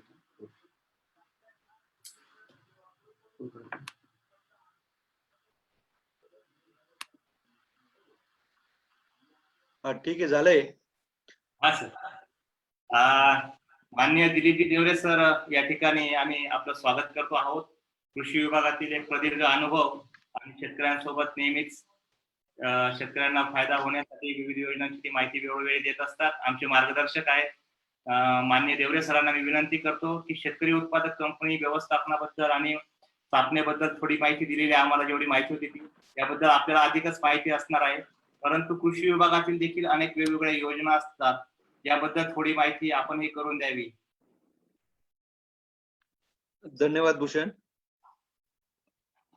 अतिशय एक चांगला उपक्रम भूषण आणि त्यांच्या टीमने या ठिकाणी आयोजित केला, त्याबद्दल त्यांना पहिल्यांदा धन्यवाद देतो. आणि मला वाटतं एफपीओ फार्मर्स प्रोड्युसर कंपनी, त्याच्यानंतर स्मार्ट पुण्याहून जे आपल्याला मार्गदर्शन करणार होते, मला वाटतं त्यांचं झाल्यानंतर मला फक्त समारोप करावा लागेल. पण तरी सुद्धा भूषण निकमांनी आता सांगितल्याप्रमाणे अतिशय चांगली माहिती की जी बरीचशी नवीन होती काही लोकांसाठी. आणि मी बघतोय की जवळपास फेसबुकला 100 आणि पुढं आणि याला झूम मध्ये जवळ 75 आता आपण सगळेजण आहात. पहिल्यांदा तुमचंही स्वागत करतो. बरेचसे नाशिक जिल्ह्याच्या बाहेरचे काही लोक आहात, त्यामुळे तुमचंही पुन्हा एकदा कृषी विभागाच्या वतीने स्वागत करतो. आणि एक चांगल्या विषयाला भूषण निकम आणि त्यांच्या टीमने एक सुरुवात करून दिली. सुरुवात म्हणण्यापेक्षा आधी झालेली आहे. कारण त्यांनी आकडेवारी जर आपण बघितली तर जवळपास जिल्ह्यामध्ये, नाशिक जिल्ह्यामध्ये 220 आणि पेक्षा जास्त आणि जवळपास 2700 पेक्षा जास्त ह्या फार्मर्स प्रोड्युसर कंपन्या या नोंदणी झालेल्या आहेत. आता यातल्या नेमक्या किती ऍक्टिव्ह आहेत, नेमकं किती काम करतात, तो वेगळा विषय जरी असला तरी ऍटलिस्ट कंपनी आपण स्थापन करू शकतो शेतकऱ्यांची, हे पण आपल्या लक्षात आलेलं आहे. ही कंपनी स्थापन करत असताना किंवा आता भूषण निकम जे आपल्याला सगळ्या गोष्टी सांगत होत्या, काय काय करावं लागेल. काही गोष्टी तांत्रिक गोष्टी आहेत की रजिस्ट्रेशन करताना कुठल्या डिपार्टमेंटची परवानगी घ्यावी लागेल. ते सगळं दाखवत असताना काही लोक चॅट बॉक्स मध्ये काही प्रश्न पण विचारत होते. ते काही ऍग्रीकल्चर डिपार्टमेंट संबंधित असले तर त्याचं मी फक्त आपल्याला 2 मिनिटात सांगायचा काही प्रयत्न करतो. एफपीओ तयार करायची पूर्वी असं होतं की एमएससीपी ची एक आमच्याकडे योजना होती, महाराष्ट्र ऍग्रीकल्चर कॉम्पोजिट प्रोजेक्ट. आता ती नाहीये. तर खरं म्हणजे त्या एमएससीपीच्या माध्यमातून कंपन्या जर रजिस्टर झाल्या तर त्याला 75% सबसिडी एकूण बिझनेस प्लॅनच्या, म्हणजे साधारणतः 18 लाखापर्यंत जर प्रोजेक्ट होता तर प्रत्येक कंपनीला 13.5 लाखापर्यंत सबसिडी होती 75%. आता मात्र ती योजना एमएससीपी ची नाहीये. पण त्याच्यापेक्षा एक चांगली योजना आपल्याकडे आता येते. ह्या कोरोनाच्या पार्श्वभूमीवर थोडंसं कदाचित काही लांबलं असेल, पण तरी सुद्धा आता पुण्यावरून आपल्याला जे मार्गदर्शन करणार आहे ते सांगतील. पुढे 1 का 2 महिन्यामध्ये ती योजना आपल्याला रन करायची. देशामध्ये जवळपास 2200 कोटीची तरतूद त्या योजनेसाठी करण्यात आलेली आहे. या कोरोनाच्या आधीची पार्श्वभूमी आहे. काय त्याच्यात फार बदल होईल असं वाटत नाही, कारण ऍग्रीकल्चरला सगळीकडे प्राधान्य आहे. आणि याच्यात सुद्धा 60% पर्यंत पायाभूत सुविधांसाठी सबसिडी देण्यात येणार आहे. आता ही सबसिडी डोळ्यासमोर ठेवून ज्या एफपीओ तयार झाल्या, किंवा मध्ये एका मित्राने प्रश्न असा विचारलाय की गट तयार झाले, तर कृषी विभागाचे गट आणि ही एफपीओ याच्यामध्ये नेमका काय फरक आहे? निश्चितपणे फरक आहे. गट तयार केल्यानंतर पुढची पायरी जी आपण म्हणूयात ती एफपीओ आहे. गट ही प्रायमरी गोष्ट आहे. त्याच्यानंतर गटाने एकत्र येऊन मग आपल्याला एक एफपीओ रजिस्टर करायचे. कंपनी ऍक्ट खाली आहे, त्यामुळे सगळे कंपनीचे नियम त्या एफपीओ ला लागू राहतील. गटाचा तसं फार कायदेशीर काय त्याला फार स्वरूप नसतं. आमच्याकडे आत्म्यामध्ये जरी गट रजिस्टर करून दिला तरी तो गटाच्या ऍक्टिव्हिटी करू शकतो. आता सबसिडी जर आपण डोळ्यासमोर ठेवून गटाची निर्मिती केली किंवा कंपनीची निर्मिती केली तर थोडं अडचणीचं ठरतं, असा मागचा गेल्या काही दिवसातला अनुभव आहे. सह्याद्रीचा नेहमी उल्लेख केला जातो. एफपीओ म्हटलं की असं एकही चर्चासत्र नाही, एकही मीटिंग नाही की सह्याद्रीचं नाव निघालं नाही देश पातळीवर. पण नाशिककरांना माहिती असेल, नाशिकचे बाहेरचे काही लोक आहेत. मी गेल्या अनेक वर्षापासून नाशिकमध्ये वेगवेगळ्या पदांवर काम करतोय. सह्याद्रीचे विलास शिंदे आमचे मित्र आहेत. पण मित्रांनो, आपल्याला एक सांगतो की विलास शिंदेने कृषी विभागाची एकही सबसिडी घेतलेली नाही. त्यांचे जे सभासद शेतकरी आहेत त्यांच्यासाठी गॅप सर्टिफिकेशन वगैरे मी नाशिकमध्ये असताना फार थोड्या लोकांना देऊ शकलो. ते कंपनीचा त्याचा फारसा डायरेक्ट काही संबंध नाही. तर सबसिडी न घेता काय होऊ शकतं ते एक उदाहरण आहे. याचा अर्थ सबसिडी घेऊ नये, सबसिडी द्यायला आमचा विरोध आहे असा अजिबात नाही. सबसिडी तर पहिली आपण घेतली पाहिजे, तो आपला हक्क आहे, कारण ते आपल्यासाठीच आहे. जर सबसिडीसाठी जर आपणच पुढे आला नाही तर मग आम्ही तरी कोणाला सबसिडी देणार? तर सबसिडी ज्या ज्या वेळेस असते त्या त्यावेळेस निश्चितपणे दिलं जातं. फक्त सबसिडी सोबतच आपण जरा वेगळ्या पद्धतीने वाटचाल केली तर निश्चितपणे याच्यात आपल्याला चांगले रिझल्ट येतात. याचं उत्तम उदाहरण आत्ताचं देईल मी, की आम्ही गेल्या 2 वर्षापासून गट शेतीचा प्रयत्न करतोय. नाशिक जिल्ह्यामध्ये 11 गट आम्ही अंतिम केले होते आणि आजच्या स्टेजला 4 ते 5 गटांचं काम चांगल्यापैकी सुरू आहे. गटाची योजना अशी होती की 20 शेतकऱ्यांनी एकत्र यायचं, 100 एकर क्षेत्र आणि 1 कोटीपर्यंत सबसिडी. आता 1 कोटी डोळ्यासमोर ठेवून काहींनी प्रोजेक्ट रिपोर्ट केले 2.5 कोटी, कारण त्याला 60% सबसिडी होती. 60% मॅक्झिमम 1 कोटी. आता हे सगळे प्रोजेक्ट रिपोर्ट करत असताना आपण असा विचार केला नाही की 60% सबसिडी नंतर 20% कर्ज आणि 20% आपला कंपनीचा हिस्सा किंवा गटाचा हिस्सा. मग तो 20% 2.5 कोटीचे 20% जर बघितलं तर 50 लाख रुपये उपलब्ध होणं एवढं सहजासहजी शेतीनं थोडं अशक्य वाटलं आणि मग ते प्रोजेक्ट थोडे मागे पडले. मग 2.5 कोटीचा प्रोजेक्ट 2 कोटीवर आला. काही लोकांनी अतिशय प्रॅक्टिकल राहून 50 लाखाचा 25 लाखाचा प्रोजेक्ट केला आणि त्याला 60% सबसिडी होतीच. तर ती सबसिडी पण आपण काही गटांना दिलेली आहे. सांगायचं तात्पर्य असं आहे की पहिल्यांदा भूषणने सांगितलं त्या पद्धतीने आपल्याला आपला प्रोजेक्ट रिपोर्ट निश्चित केला पाहिजे. आणि सबसिडी डोळ्यासमोर ठेवून प्रोजेक्ट रिपोर्ट करायला गेलो तर अवाजवी गोष्टी आपल्याला त्या प्रोजेक्ट रिपोर्ट अंतर्भाव करावा लागतो. तसं करायची गरज नाही. पहिला आपला प्रोजेक्ट रिपोर्ट करून घ्यायचं, नंतर सबसिडी तर मिळणारच आहे, असली तर ती 100% मिळणारच आहे. एफपीओ अनेक आहेत आपल्याकडे. मी सांगितलं की 200 पेक्षा जास्त एफपीओ आहेत आणि फक्त आम्ही एमएससीबीच्या माध्यमातून 16 एफपीओ ला फक्त सबसिडी मागच्या काळात दिलेले. सध्या तर आता नाहीये. स्मार्ट मध्ये आपण बघूया आता 2-3 महिन्यानंतर काय होणार आहे. पण एफपीओ स्थापन करण्याचा उद्देश आता निकम साहेबांनी अतिशय चांगल्या पद्धतीने आपल्याला सांगितला. मला जो कळाला थोडक्यात असा, एकत्र यायचं शेतकऱ्यांनी आणि प्रोडक्शन पासून म्हणजे उत्पादनापासून तर विक्रीपर्यंत सगळ्या ऍक्टिव्हिटी त्या कंपनीने करायचा आणि येणारा सगळा फायदा कंपनीच्या सभासदांनी वाटून घ्यायचा. आता हे बोलायला फार सोपं आहे, पण शेतीमध्ये फायदा हे थोडस कदाचित काही लोकांना पटत नाही. पण ह्या पद्धतीने जर गेलं, आज आपल्याला शेतीमध्ये उत्पादन खूप चांगलं काढू शकतो. म्हणजे आम्ही कधी कधी असं अनुभवलं की आपल्याकडे डिमांड म्हणजे शेतीमालाची उत्पादनाची डिमांड आल्यानंतर सुद्धा पाहिजे त्या पद्धतीने पाहिजे त्या क्वालिटीचं पाहिजे त्या सीझन मध्ये आपण उत्पादन देऊ शकतो. पण विक्री व्यवस्थेमध्ये आपण खूप मागे पडतो, हे दुर्दैवाने या ठिकाणी नमूद करावं असं वाटतं. आणि डिपार्टमेंट म्हणजे ऍग्रिकल्चर ऍग्रिकल्चर डिपार्टमेंटचं मी जबाबदार अधिकारी म्हणून आपल्याला सांगतो की आम्हाला सुद्धा विक्री व्यवस्थेमध्ये फारसं काही करता येणार नाही. किंबहुना आमच्यातल्याच काही लोकांचं म्हणणं आहे की ऍग्रिकल्चर डिपार्टमेंट हे प्रोडक्शन साठी आहे, विक्रीसाठी नाही. विक्रीसाठी सुद्धा पणन डिपार्टमेंट आहे, सहकार डिपार्टमेंटची आपल्याला मदत घेता येते. पण तरी सुद्धा असं आमचं काम नाही तुमचं काम नाही असं म्हणण्यापेक्षा पणन मध्ये सुद्धा काही काम करता येईल का, हे पण आम्ही गेल्या 7-8 वर्षापासून काम हाती घेतलेलं आहे.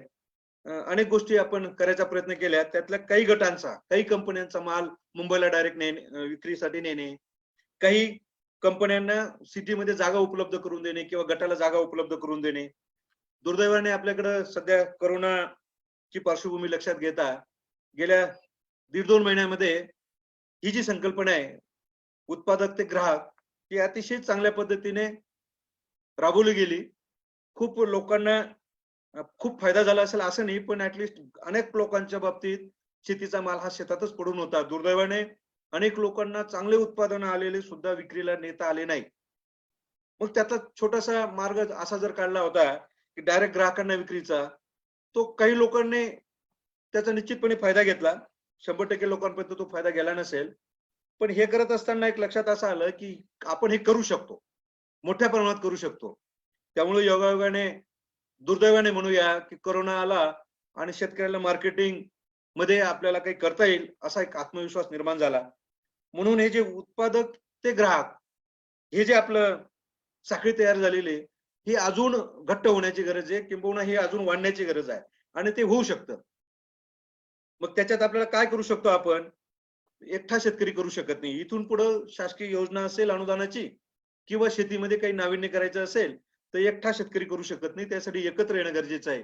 आणि एकत्र येण्यासाठी सगळ्यात चांगलं माध्यम जे कोणतं असेल ते म्हणजे गट शेती किंवा आपली एफपीओ. आणि सगळ्यांनी एकत्र येऊन आता आपल्याकडे सगळ्यात मोठा धोका याचा अर्थ हे सगळे एकत्र आल्यानंतर आपल्याकडे सहकारचं काय झालं, सहकार सोसायट्यांचं काय झालं, एकमेकावर विश्वास ठेवून सहकारी संस्था तयार करणे, कंपनी तयार करणे, गट तयार करणे हे तेवढं महत्वाचं आहे. आमच्या गटांचं किंवा कंपनीचं जर अनालिसिस केलं मागच्या जे ऍक्टिव्ह नाहीत त्याला कारणच हे आहे की आपण एकमेकावर फार विश्वास ठेवायला तयार नाहीत. पण तरी सुद्धा आपल्यातले समविचारी लोक एकाच पिकाचे, समजा द्राक्षाचे असेल, डाळिंबाचे असेल, भाजीपाल्याचे असेल, असे लोक एकत्र आले आणि एकमेकाचा विश्वास संपादन केला तर मला वाटतं याच्यातनं खूप काही चांगलं येऊ शकतं, निघू शकतं. आणि जे पिकवतो ते विकण्यापेक्षा जे विकलं जातं ते आपण पिकवू शकतो. पूर्वी वाटायचं की एखादी डिमांड आली मुंबईची, समजा इतक्या टनाची एखाद्या भाजीपाल्याची डिमांड आली, आपण आपल्याकडे तो नसणार आहे. पण तसं नाहीये, आपण त्याचं उत्पादन घेऊ शकतो. इव्हन पाहिजे त्या सीझन मध्ये त्यांना आपण ते देऊ शकतो. द्राक्षाचं उदाहरण घेतलं तर आमच्या सटाणा मालेगावमध्ये प्री सीजनल द्राक्ष आहे. भले ते विद्यापीठ अजून रिकमेंड करत नाही पण आम्ही घेतोय आणि त्याचं 1-2 वर्ष अपवाद सोडलं तर प्री सीझन असल्यामुळे त्याचे रेटही चांगले मिळतात, सगळ्या एक्सपोर्टला जातो. म्हणजे द्राक्षासारखं अतिशय सेन्सिटिव्ह पीक सुद्धा हंगाम सोडून आपण घेऊ शकतो. किंवा बाकी भाजीपाल्याचं तर फारसं काही आपल्याला आश्चर्य वाटायचं काही कारण नाही, की प्रत्येक भाजीपाला किंवा कांद्यासारखं मेजर पीक आहे, सगळ्या सीझन मध्ये आपण घेऊ शकतो. ते विक्रीचं फक्त आपल्याला थोडंसं ज्ञान, तंत्रज्ञान किंवा काही फॅसिलिटीज उपलब्ध करून देऊन आपण विक्रीमध्ये काय करता येईल. आणि खरं एपीओ तयार करणार असाल आपण कोणी, तर विक्री व्यवस्था डोळ्यासमोर ठेवून मग आपण या प्रोडक्शनच्या मागे गेलं पाहिजे. थोडंसं बॅकवर्ड लिंकेज, फॉरवर्ड लिंकेज ह्या थोड्या जरा समजून घेतल्या, त्यामुळे जे पिकतो ते विकण्यापेक्षा जे विकलं जाईल ते जर पिकवायचा प्रयत्न केला तर या एफपीओ मध्ये मोठा आपल्याला स्कोप आहे. याच्यामध्ये आपण अनेक पिकांचं ब्रँडिंग करू शकतो. काही क्वालिटी, कांद्याची क्वालिटी काही ठिकाणी काही तालुक्यांमध्ये आम्ही पाहिलं की कळवण सारखा तालुका, त्याच हंगामातलं तेच कांद्याचं पीक दुसऱ्या तालुक्यात कम्पेअर केलं तर एक वेगळ्या क्वालिटीचा कांदा असू शकतो. त्यामुळे कांद्याचं एक आपल्याला ब्रँडिंग करून विकता येईल का. आणि दुसरी गोष्ट, फक्त तयार झालेला माल विकणं असं पण एफपीओचं कधी आपलं लक्ष राहणार नाही. तर आपण याच्यात प्रोसेसिंग मध्ये साध्या साध्या गोष्टी, समजा प्रायमरी प्रोसेसिंग आता आपण करायला लागलो, ग्रेडिंग पॅकिंग आपण आता त्या विषयावर बोलायला लागलो. पॅकिंग सेल आता शेतामध्ये उभे राहायला लागले, त्यामुळे पॅकिंग करायला लागलो, ग्रेडिंग करायला लागलो. आणि ग्रेडिंग केलेला माल ए ग्रेड, बी ग्रेड, त्याची रेट आपल्याला वेगवेगळी मिळायला लागले. अन्यथा अजूनही ग्रामीण भागामध्ये लोकांची मानसिकता आपली अशी आहे की सगळा माल एकत्र गाडीत भरायचा आणि मार्केटला विकायला न्यायचा. म्हणजे आमच्याकडे मी नेहमी गमतीचं उदाहरण देतो. आमच्याकडे डाळिंब विकायला आमच्या घरी मोठे डाळिंब वरती ठेवले, छोटे त्यांनी खाली ठेवले. आणि त्याला वाटतं छोट्या डाळिंबाचा रेट मोठ्याला मिळेल म्हणून मार्केटला नेलं, तर व्यापारी मंडळी आपल्यापेक्षा हुशार, त्यांनी बॉक्स उलटं मारलं आणि त्याचा झाला परिणाम की मोठे डाळिंब छोट्या डाळिंबाच्या भावामध्ये विकावे लागले. अनेक उदाहरणं आपल्याला देता येतील. त्यामुळे ग्रेडिंग पॅकिंगचं आता निश्चितपणे आपल्याला त्याचं महत्व कळालं आणि ते सुद्धा करणं आवश्यक आहे. त्यामुळे हे एपीओचे कृषी विषयक जे प्रोडक्शन आहे ते तर घेणार, पण त्यासोबत एपीओ काय असं कृषी संदर्भात एपीओ रजिस्टर झाले तर इतर जोडधंदे करू शकत नाही असं काही नाही. संलग्न जोडधंदे जे असतील ते पण एपीओ याच्यात इन्कॉर्पोरेट करू शकतं. तर मध्ये चॅटिंग मध्ये एका मित्राचा प्रश्न असा होता की याच्यात कोणी भांडवल गुंतवणारा बाहेरचा आला तर तो घेता येईल का. आता ही शेतकऱ्यांची कंपनी आहे आणि मगाशी आपण सगळ्यांनी भूषणच्या प्रेझेंटेशन कडे लक्ष दिलं असेल तर त्याच्यात त्याने म्हटलंय की शेतकरी उत्पादक कंपनी ही शेतकऱ्यांचीच राहील आणि 7/12 त्याला कंपल्सरी आहे. शेतकरी उत्पादक कंपनीचा सभासद होण्यासाठी आपल्याला आपल्या नावाचा 7/12 असणं गरजेचं आहे. आता ह्या ज्या 2700 कंपन्या झाल्या, ह्या काही अंश अशा झालेल्या आहेत 7/12 भावाच्या नावाने, आणि हा काहीतरी दुसरा व्यवसाय करतो शहरामध्ये, त्यांनी भावाच्या नावाने कंपनी रजिस्टर केली आणि त्या भावाला ज्याच्या नावाने रजिस्टर आहे त्याला सुद्धा माहित नाही की आपली कंपनी रजिस्टर आहे आणि तेव्हा ती कंपनी फारशी रन होऊ शकली नाही. त्यामुळे एक धोका याच्यात लक्षात घेता की आपल्याला ह्या कंपन्यांमध्ये सभासद घेताना 7/12च लागेल आणि शेतकरीच लागेल. अन्यथा आपल्याकडची उदाहरणं अशी आहेत, आपल्यातलाच एखादा शेतकरी मार्केटिंग करायला लागला कांद्याचे, तर खूप मोठी शोकांतिका आहे. तर तो कांदा व्यापारी झाला की तो व्यापारी होतो आणि शेतकरी असल्याचं विसरून जातो आणि मग आपल्याला शेतकऱ्याला फारसा न्याय देता येत नाही. तर माझी विनंती अशी राहील की हे जे शेतकरी उत्पादक कंपनी आपण तयार करणार आहोत त्याच्या बऱ्याचशा काही गोष्टी इतर डिपार्टमेंटचे परमिशन्स वगैरे आपल्याला एक फॅसिलिटेटर म्हणून भूषण निकम साहेब आणि त्यांची सगळी टीम आपल्याला मदत करणार आहे. तर त्याचा नक्की आपण फायदा घेऊया. आपण एवढ्या मोठ्या संख्येने या ठिकाणी आलात, मलाही भूषणने कालपासून जर आजचा वेळ राखून ठेवायला सांगितलं ना, चांगलं मलाही प्रेझेंटेशन बघायला मिळालं. आपल्याला मला जे काय वाटतं ते संवाद साधण्याची संधी मिळाली, त्याबद्दल भूषण निकम आणि त्यांच्या टीमचे आभार मानतो. माझं ऐकून घेतलं त्यामुळे आपल्यालाही सर्वांचे आपल्याला आभार मानतो आणि मी थांबतो. धन्यवाद. धन्यवाद सर. खूप महत्वाची माहिती शेतकरी बांधवांना भेटली. कारण बऱ्याच वेळा कंपनी तर स्थापन होते पण पुढच्या अनेक गोष्टी किंवा कंपनी स्थापन करताना फक्त जर शासकीय अनुदानाचाच विषय डोक्यात घेतला तर बऱ्यापैकी फेल जाण्याचे चान्सेस असतात. त्यामुळे स्वतःच्या हिमतीने आणि स्वतः पण काही प्लॅन करून जर समजा कंपनी स्थापन केली तर निश्चितच त्याला शेतकऱ्यांना जास्त फायदा होईल. आपण आपला अनमोल वेळ या ठिकाणी दिला, शेतकऱ्यांना माहिती दिली. या संदर्भात आणखी आपण वेगवेगळे सेशन वेळोवेळी घेणारच आहोत. आज वेळ कमी असल्यामुळे आपण पुढच्या सेशनकडे जाऊया. या ठिकाणी भूषण, महाराष्ट्र एक प्रश्न असा होता की हे जे एफपीओ आहे याला जर कृषी निविष्ठा विक्री करायची असेल तर त्याला लायसन्सची गरज आहे का? आहे. तर ते निश्चितपणे आहे.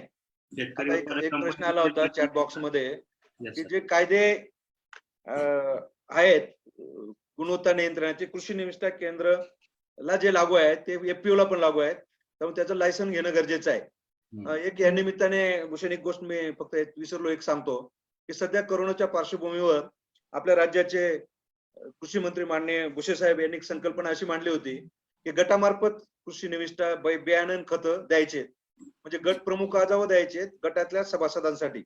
त्याची संकल्पना आणि त्याचा उद्देश असा आहे की सध्या कोरोनामध्ये आपल्याला लॉकडाऊन आहे, त्यामुळे गर्दी करता येत नाही. आता लॉकडाऊन जरी आजच्या तारखेला आज संपत असलं तर वाढू शकतं ते, किंवा नाही जरी वाढलं तर आपण भविष्यामध्ये काळजी घेण्यासाठी प्रत्येक शेतकऱ्याने दुकानात जाऊन बियाणं किंवा खतं विकत घ्यायचे नाहीत. तर आपण जर गट असला आपला, त्या गटाने गट प्रमुखाकडे त्याची मागणी नोंदवायची आणि एकटा गट प्रमुख जाऊन त्या कृषी निविष्ठा आपण विकत घेऊ शकता कृषी केंद्राकडनं. आणि याच्यात काही अडचण आली तर आमचा कृषी कर्मचारी त्यासाठी आपल्या मदतीला आहे. त्यामुळे एक मोठं कॅम्पेन आपण घेतोय. जवळपास खताच्या बाबतीत म्हणाल तर आत्ताचा आकडा 2,500-3,000 टनापर्यंत खत या गटामार्फत नाशिक जिल्ह्यामध्ये आपण आतापर्यंत या गटाच्या सभासदांना दिलेलं आहे.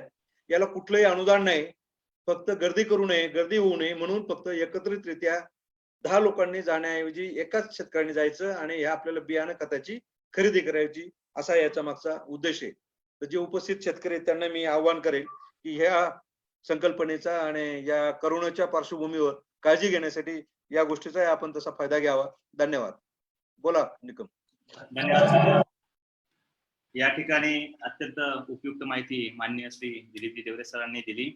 निश्चितच याचा शेतकरी बंधूंना फायदा होणार आहे. शेतकरी बंधूंनो, वेळ कमी आहे आणि सांगण्यासारखं खूप साऱ्या गोष्टी आहेत.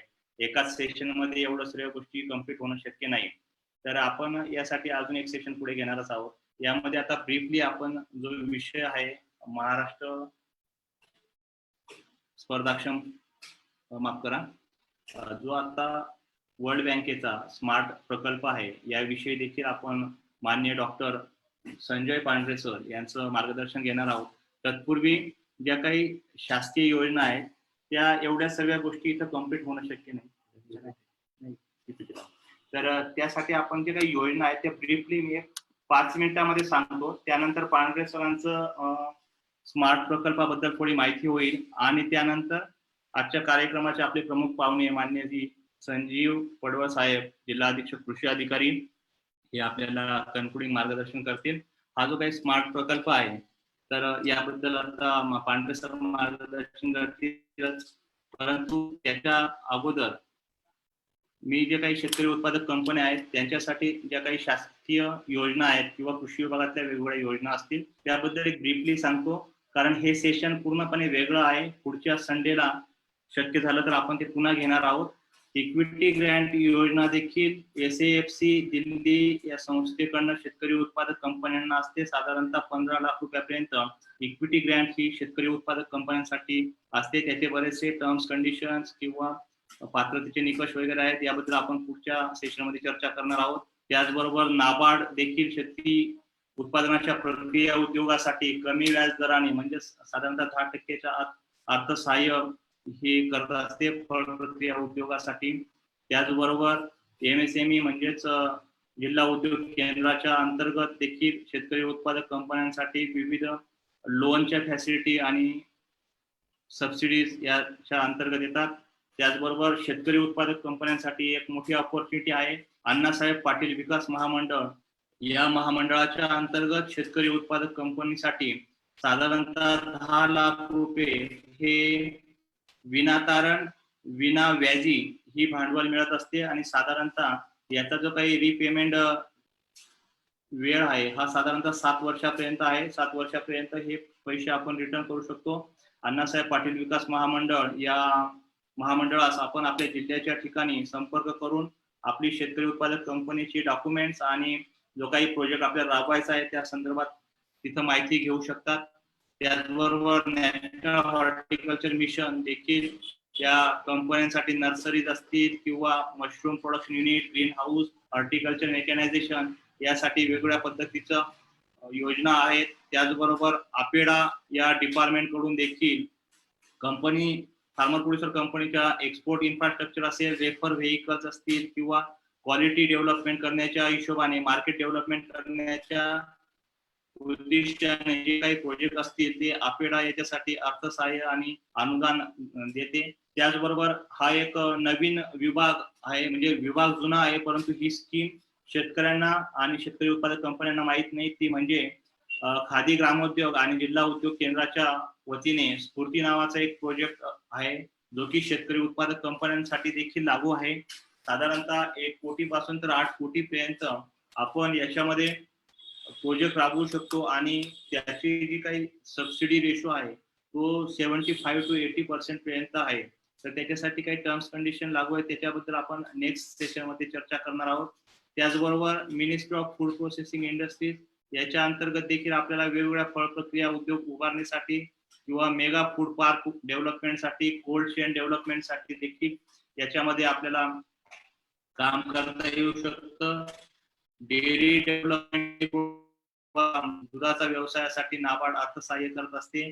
त्याचबरोबर नाबार्ड हा पोल्ट्री उद्योग किंवा जे पण काही ॲनिमल्स रिलेटेड पोल्ट्री पीक डेव्हलपमेंट साठी प्रोजेक्ट असतील त्यासाठी नाबार्ड अर्थसहाय्य करत असते.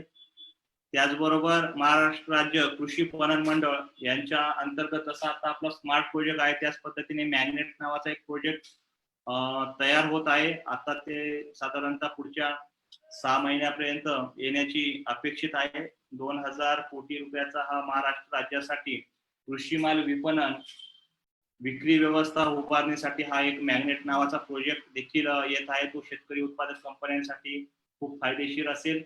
त्याचबरोबर ट्रान्सपोर्टचे जे काही फॅसिलिटीज असतात, आंतरराज्य वाहतूक वगैरे याच्यासाठी देखील महाराष्ट्र राज्य कृषी पणन मंडळाच्या वतीने खूप साऱ्या योजना आहेत.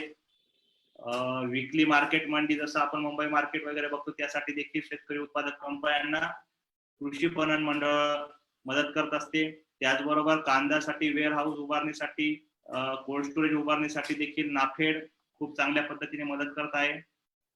अशा पद्धतीने या शासनाच्या सर्व काही योजना आहेत. त्याचबरोबर आमची जी कृषी भूषण ग्रोवर्स प्रोड्युसर कंपनी आहे या कंपनीच्या वतीने देखील वेगवेगळ्या विभागातील शेतकरी उत्पादक कंपन्यांसाठी जर समजा ॲग्रो सर्व्हिस सेंटर आणि त्यासाठी लागणाऱ्या ज्या काही सुविधा आहेत शेतकऱ्यांना त्यासाठी देखील फ्रँचायझी स्वरूपात मॉडेल डेव्हलप केलेलं आहे. त्या संदर्भात जरी कोणाला काही इंटरेस्ट असेल तर ते थेट संपर्क साधू शकतात. अशा पद्धतीने शेतकरी उत्पादक कंपन्यांसाठी देखील आम्ही एक फ्रँचायझी मॉडेल सुरू केलेलं आहे. त्याचबरोबर शेतकरी उत्पादक कंपन्यांसाठी वेगवेगळे प्रशिक्षण या सर्व गोष्टी या ठिकाणी आमच्या कृषी भूषण ग्रोवर्स प्रोड्युसर कंपनीच्या अंतर्गत चालू आहेत. हे स्क्रीनवरती माझा मेल आयडी आणि मोबाईल नंबर दिसतोय. ज्यांना या संदर्भात कंपनीबद्दल काही शंका असतील, स्थापनेविषयी काही माहिती जाणून घ्यायची असेल नंतर किंवा स्थापना करायची असेल तर त्यासाठी तुम्ही संपर्क करू शकतात. अशा पद्धतीने महत्वाचा हा जो काही विषय आहे शेतकरी उत्पादक कंपनी स्थापना, व्यवस्थापन व शासकीय योजना याबद्दल आपण वेळ कमी असल्यामुळे ब्रीफली इन्फॉर्मेशन घेतलेली आहे. आता जे काही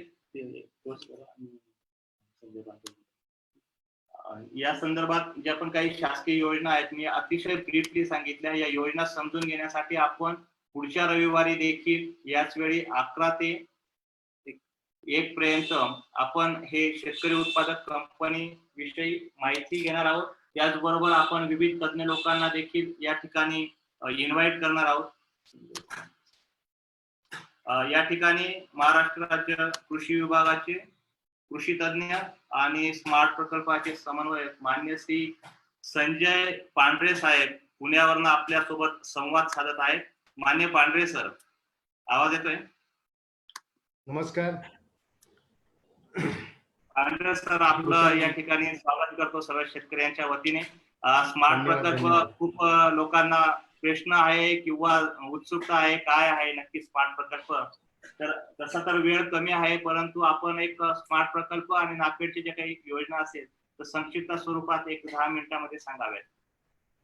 निश्चितपणे या ठिकाणी कृषी भूषण शेतकरी उत्पादक कंपनी आणि त्यांची टीम आहे त्यांनी सर्वांनी हा कार्यक्रम आयोजित केला त्याबद्दल मी त्यांना धन्यवाद देतो. सर्व शेतकरी वर्गांना माझा नमस्कार. या ठिकाणी सकाळपासून जी आपली चर्चा झाली ती मुख्यत्वे आपली शेतकरी उत्पादक कंपनीची बांधणी, शेतकरी उत्पादक कंपनी कशी असावी आणि नंतर त्या शेतकरी उत्पादक कंपनीचं कामकाज कसं चालतं इथपर्यंत झालेली आहे. तर भूषण सरांनी आता एक ओव्हरव्ह्यू घेतला शेतकरी उत्पादक कंपनी संदर्भातल्या ज्या शासकीय योजना असतात. तर त्या शासकीय योजनेमध्येच आपला हा स्मार्टचा उल्लेख येतोय. तर मी आपल्याला स्मार्ट बद्दल थोडक्यात सांगतोय आणि त्याचबरोबर ज्या शासकीय योजना आहेत तर त्या शासकीय योजना कशा पद्धतीने आपल्याकडं अंमलबजावणीत आणता येईल याबद्दल सांगणार आहे. कारण स्मार्ट प्रकल्प वेगळा काही नसून ह्या ज्या शासकीय योजना आहेत त्यांचं आपल्याशी असणारं एक कन्व्हर्जन्स आहे. तर state of Maharashtra agri business and rural transformation SMART नावाने हा प्रकल्प येत्या काही दिवसात आपल्याकडे येऊ घातलाय. यामध्ये मुख्यतः आता जर आपण पाहिलं तर शेतकरी उत्पादक कंपन्यांची जी आपला प्रवास आहे तो 2003 मध्ये जो ऍक्ट झाला आणि त्यानंतर शेतकरी उत्पादक कंपन्या हळूहळू पुढे यायला लागल्या. तर आम्ही पाहिलं की पूर्वी आपल्याकडं CAIM म्हणून convergence of agriculture intervention in Maharashtra या नावाने एक कृषी समृद्धी नावाचा प्रकल्प होता आणि नंतर MSCP नावाचा एक प्रकल्प आला. या दोन प्रकल्पामध्ये मोठ्या प्रमाणात शेतकरी उत्पादक कंपन्या स्थापन झाल्या. या शेतकरी उत्पादक कंपन्या स्थापन होत असताना आता जो उल्लेख झालाय की 2500 ते 2700 शेतकरी उत्पादक कंपन्या आपल्याकडे आहेत. तर त्या फॉर्म कशा झाल्या याबद्दलही जाणून घेणं महत्वाचं आहे. कारण शेतकरी उत्पादक कंपनी स्थापन होत असताना ग्रुप डायनॅमिक्स सगळं समजून घेणं महत्वाचं आहे की ती गटांच्या माध्यमातून झालेली कंपनी असेल किंवा व्यक्तिगत आकांक्षेने निर्माण झालेली कंपनी असेल, परंतु ह्या होत असताना समुदायाला प्रेरक असं वातावरण निर्मिती झाली पाहिजे. सर्वांना सामावून घेऊन ती जर कंपनी आपल्या पुढे गेली तर निश्चितच ती पुढे जात राहते. या ठिकाणी कृषी पणन, पशुसंवर्धन आणि हे स्टेट डिपार्टमेंट आणि राष्ट्रीय जसे नाबार्ड असेल, SAPC असेल अशा सर्वांच्या योजना असतात आणि त्या योजना ह्या बऱ्याचशा शेती विस्ताराच्या योजना आता ह्या शेतकरी उत्पादक कंपन्यांसाठीच आहे. तर या कशा पद्धतीने आहेत? Can you share the screen? Screen share करता येते आपल्याला? करता येईल सर. स्क्रीन शेअर करा जरा. हॅलो करा सर, शेअर करा तुम्ही.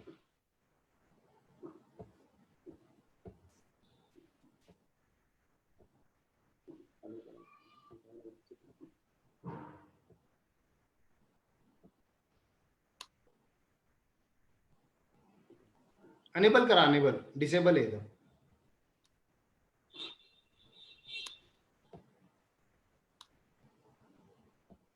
एनिवे मी सांगतो, तो तोंडी सांगतो. जो आपला ह्या ज्या सरकारी योजना आहेत आपल्या त्या बऱ्याचशा योजना ह्या आपल्या नाबार्डने प्रेरित केलेल्या आहेत शेतकरी उत्पादक कंपन्यांसाठी. National bank for agriculture rural development ही जी बँक आहे, नाबार्डने प्रथमतः मोठी झेप घेतली आणि शेतकरी उत्पादन कंपन्या फॉर्मेशनसाठी सुद्धा मदत केली. आज नाबार्डच्या माध्यमातून शेतकरी उत्पादक कंपन्या फॉर्म करण्यासाठी आपल्याला बरीचशी मदत मिळू शकते. त्यांची एक पॉपी स्कीम आहे, पॉपी स्कीम ज्याला म्हणतात. आपण जर नाबार्डच्या वेबसाईटवर गेला आणि ते पॉपी स्कीम टाकली तर शेतकरी उत्पादक कंपन्या स्थापन करण्यासाठीची त्यांची योजना आहे, तिच्यातून आपल्याला मदत मिळू शकते. Small farmers agri business consortium जे आहे, ज्यांनी पहिल्यांदा FPO मॅन्युअल तयार केलं आणि त्याच्या माध्यमातून छोट्या उत्पादकांचा जो संघ आहे त्यांनी सुद्धा शेतकरी उत्पादक कंपन्याचं मॅनेजमेंटसाठी कशा पद्धतीचं काम केलं जावं या पद्धतीने सांगितलेलं आहे. आज कृषी विभागाचं जर परिस्थिती पाहिली, आता देवरे सरांनी सांगितलंय आपल्याला, तर कृषी विभागात फार मोठी स्ट्रेंथ आहे. आज त्यांची खूप मोठी मॅनपॉवर, ह्युमन पॉवर आपल्याकडे उपलब्ध आहे आणि त्यांच्या माध्यमातून सुद्धा ज्या काही 150 पेक्षा जास्त कृषी विभागाच्या योजना आहे त्या आपल्याला शेतकरी उत्पादक कंपनीच्या माध्यमातून घेता येईल. मार्केटिंग मध्ये जर पाहिलं तर मार्केटिंग डिपार्टमेंट जे आपलं आहे, पणन विभाग ज्याला म्हणतो, महाराष्ट्र स्टेट मार्केटिंग बोर्ड महाराष्ट्रामध्ये त्याचं काम करतंय किंवा डायरेक्टर ऑफ मार्केटिंग करतंय, यामध्ये सुद्धा खूप योजना आहेत. कारण शेतकरी उत्पादक कंपनी ही मार्केटिंगसाठीची कंपनी असल्यामुळं कृषी पणन विभागाच्या योजनांचं आपण एक मला वाटतं पुढच्या वेळेस आपण त्याचा पूर्ण डिटेल गोषवारा घेऊ की मार्केटिंगच्या काय योजना आहे. आणि त्याचबरोबर ट्रायबल डेव्हलपमेंट डिपार्टमेंटच्याही खूप काही योजना आहेत. एक्सपोर्टसाठी खूप प्रमोशनच्या योजना आहेत. जिल्हा परिषदेचे सुद्धा या शेतकरी उत्पादक कंपन्यांसाठी वेगवेगळ्या लोकल लेवलवर ते निर्णय घेऊन आपल्या योजना आपल्याला सांगू शकतात. तर या सगळ्या योजनांचा जर आपण विचार केला आणि त्याचा जर कन्व्हर्जन्स करण्याचा जर विचार केला तर जो प्रकल्प उभा राहील त्याला आपण स्मार्ट म्हणू शकतो. कारण स्मार्टली शेतकऱ्यांनी जर सर्व योजनांचा जर फायदा घेतला तर आपल्याला खूप काही मोठी अचिव्हमेंट करता येणार आहे आणि स्मार्ट प्रकल्पामध्ये तेच अपेक्षित आहे. आपण जर पाहिलं तर MSCP प्रकल्पामधून 400 पेक्षा जास्त शेतकरी उत्पादक कंपन्या उभ्या राहिल्या. त्यानंतर महाराष्ट्र राज्य ग्रामीण जीवनोन्नती प्रकल्प जो आहे त्याच्यामध्ये 4.5 लाख पेक्षा जास्त गट आहे. आणि आपल्याकडे VSTF village social development foundation म्हणून एक संस्था आहे, माननीय मुख्यमंत्रीच्या अध्यक्षतेत 10,000 पेक्षा जास्त गावांमध्ये त्या ठिकाणी रुरल डेव्हलपमेंटचे काम केले जातात. ह्या सर्व कामांना जर एकत्रीकरण करून आणलं आणि त्याला जर जागतिक बँकेच्या एका मोठ्या फंडची जोड दिली आणि त्यातून जर शेतकरी गटांचे, शेतकरी समुदायाचे, ज्याच्यामध्ये आपल्याला CBOचा उल्लेख आला, ज्याच्यामध्ये कोऑपरेटिव्ह पण येऊ शकतील, अशा पद्धतीने शेतकरी उत्पादक कंपन्यांचे असे एकत्र येऊन जर 500 ते 1000 शेतकरी एकत्र येऊन त्यांनी जर एखादा प्रपोजल तयार केलं प्रायव्हेट पार्टीला बरोबर घेऊन आणि ह्या प्रपोजलमध्ये त्यांनी काय एखादं पॅक हाऊस मागितलं, ट्रान्सपोर्टसाठी सुविधा मागितली आणि त्याही पुढे जाऊन मार्केटिंगसाठी काही इन्फ्रास्ट्रक्चरची त्यांनी मागणी केली तर असे प्रोजेक्ट्स हे शेतकरी उत्पादक कंपनीला मंजूर केले जातील, जे स्मार्ट मधून घेता येऊ शकतील आपल्याला. अशा पद्धतीच्या प्रोजेक्टला आपल्याला प्रोडक्टिव्ह पार्टनरशिप प्रोजेक्ट म्हणतात. म्हणजे याच्या ठिकाणी शेतकरी उत्पादक कंपन्या एका बाजूला आहेत आणि दुसऱ्या बाजूला आपल्या प्रायव्हेट कंपन्या आहेत. दोघांनी मिळून प्रोजेक्ट जर केला आणि तो जर मंजूर झाला तर तो आपल्याला प्रोडक्टिव्ह पार्टनरशिप प्रोजेक्ट म्हणून म्हणता येईल. याच्यामध्ये सुद्धा 60% पर्यंत सबसिडी उपलब्ध करता येऊ शकेल. जशी आपल्याकडे गटशेतीचे छोटे प्रोजेक्ट होते याच्यामध्ये हे प्रोजेक्ट 3 ते 5 कोटी पर्यंत राहू शकतील. थोडेसे मोठ्या साईज मधले प्रोजेक्ट्स आहेत आणि त्याचा निश्चितच शेतकऱ्यांनी लाभ घ्यावा. येत्या काही दिवसातच ते पुढे येणार आहेत. त्याच पद्धतीने काही संस्था असतील आपल्याकडे, फळे बागायतदार संघ असतील किंवा काही शेतकरी उत्पादक कंपनी असेल आणि तिला असं वाटतंय की माझ्या भागात एक पर्टिक्युलर कमोडिटी होते आणि तिचा मला विकास करायचा आहे, स्पेशल कमोडिटी आहे आणि तिचं मार्केटिंग इन्फ्रास्ट्रक्चर जरी माझ्याकडे बाहेर नसला तरी मला लागणाऱ्या ज्या कृषीच्या योजना आहेत, पणनच्या योजना आहेत किंवा स्पेशल काही योजना माझ्या साठी लागणार आहेत, अशा काही योजनांची आपणच लिस्टिंग केलं आणि त्याचं जर या प्रकल्पात थ्रू स्मार्ट थ्रू काम करायचं असेल तर तेही निश्चितपणे होणार आहे. असे प्रोडक्टिव्ह पार्टनरशिप आणि मार्केट ऍक्सेस प्लॅन हे स्मार्ट प्रकल्पाचे 2 पिलर्स म्हणता येईल असं आहे. त्याचबरोबर आपण महाराष्ट्राचा विचार केला तर मोठ्या प्रमाणात ड्रायलँड ऍग्रिकल्चर असल्यामुळं कॉटन, सोयाबीन, मेज यासारखी पिकं आहेत आणि ह्या ठिकाणी इंटरव्हेन्शन्स अशी काही नाहीये. मोठी इंटरव्हेन्शन्स अशी डायरेक्टली प्रोसेसिंगची करण्यापेक्षा त्या ठिकाणी मालाचं एकत्रीकरण करणं आणि वेअर हाऊसिंग करणं हाच एक मोठं इंटरव्हेन्शन असू शकतं. अशा वेळेस त्या ठिकाणी जी मालाला माझी जोखीम असते ती जोखीम कमी करण्यासाठी माझी जोखीम निवारण्याची जी व्यवस्था आहे त्याला आपण वेअर हाऊसिंग म्हणू आणि ई मार्केट म्हणू, या दोघांचा विकास करण्यासाठी स्मार्ट प्रकल्पामध्ये अंतर्भाव केलेला आहे. या ठिकाणी स्मार्टमध्ये त्या दृष्टीने वखार योजनेचं वेगवेगळे प्रयोग या ठिकाणी केलेले आहेत की प्रायव्हेट पार्टीज वखारच्या वेगवेगळ्या ट्रीटमेंटमध्ये इन्व्हॉल्व्ह होतील. जसं प्रायव्हेट पार्टीज येऊन काही ऑक्शन सिस्टीम्स ऑप्शन्स करू शकतील का, काही प्रायव्हेट पार्टीज येऊन काही स्टोरेज स्ट्रक्चरमध्ये पार्टिसिपेट होऊ शकतील का, कारण बांधकामाचा खर्च फार मोठा असतो आणि त्याचबरोबर ही स्टोरेज स्ट्रक्चर्स ही इनामशी कशी जोडता येतील याचाही पुढच्या टप्प्यात विचार केला जाऊ शकेल. अशा पद्धतीची एक योजना या ठिकाणी आणलेली आहे.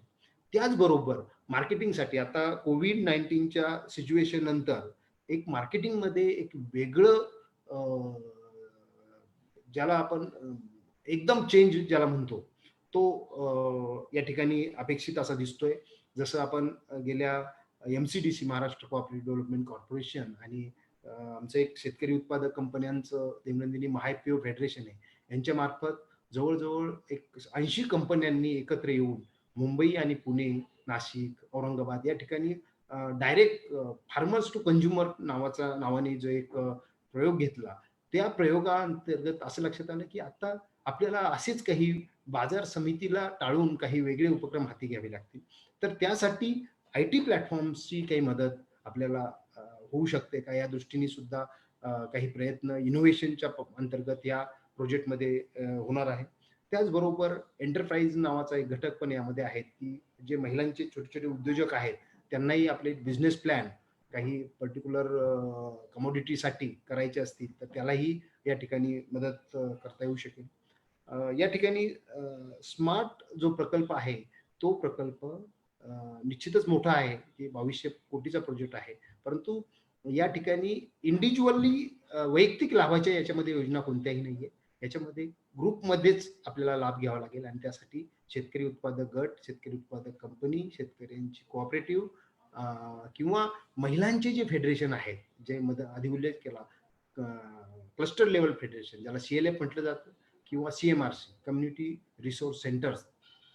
तर असे जे कम्युनिटी मॅनेज रिसोर्स सेंटर्स असतील यांच्या माध्यमातून आपण हे आपले प्रोजेक्ट देऊ शकता. आपले काही कन्सेप्ट नोट असतील तर त्या जरी आमच्या प्रकल्प आपले जिल्हा अधीक्षक कृषी अधिकारी किंवा यांच्याकडे दिली तर निश्चितच त्याच्यावर पुढे हे करता येईल. प्रकल्पाची सुरुवात अजून ऑफिशियली झालेली नाहीये, त्यामुळं मी याच्यावर बोलणं तर तेवढं संयुक्तिक ठरणार नाही.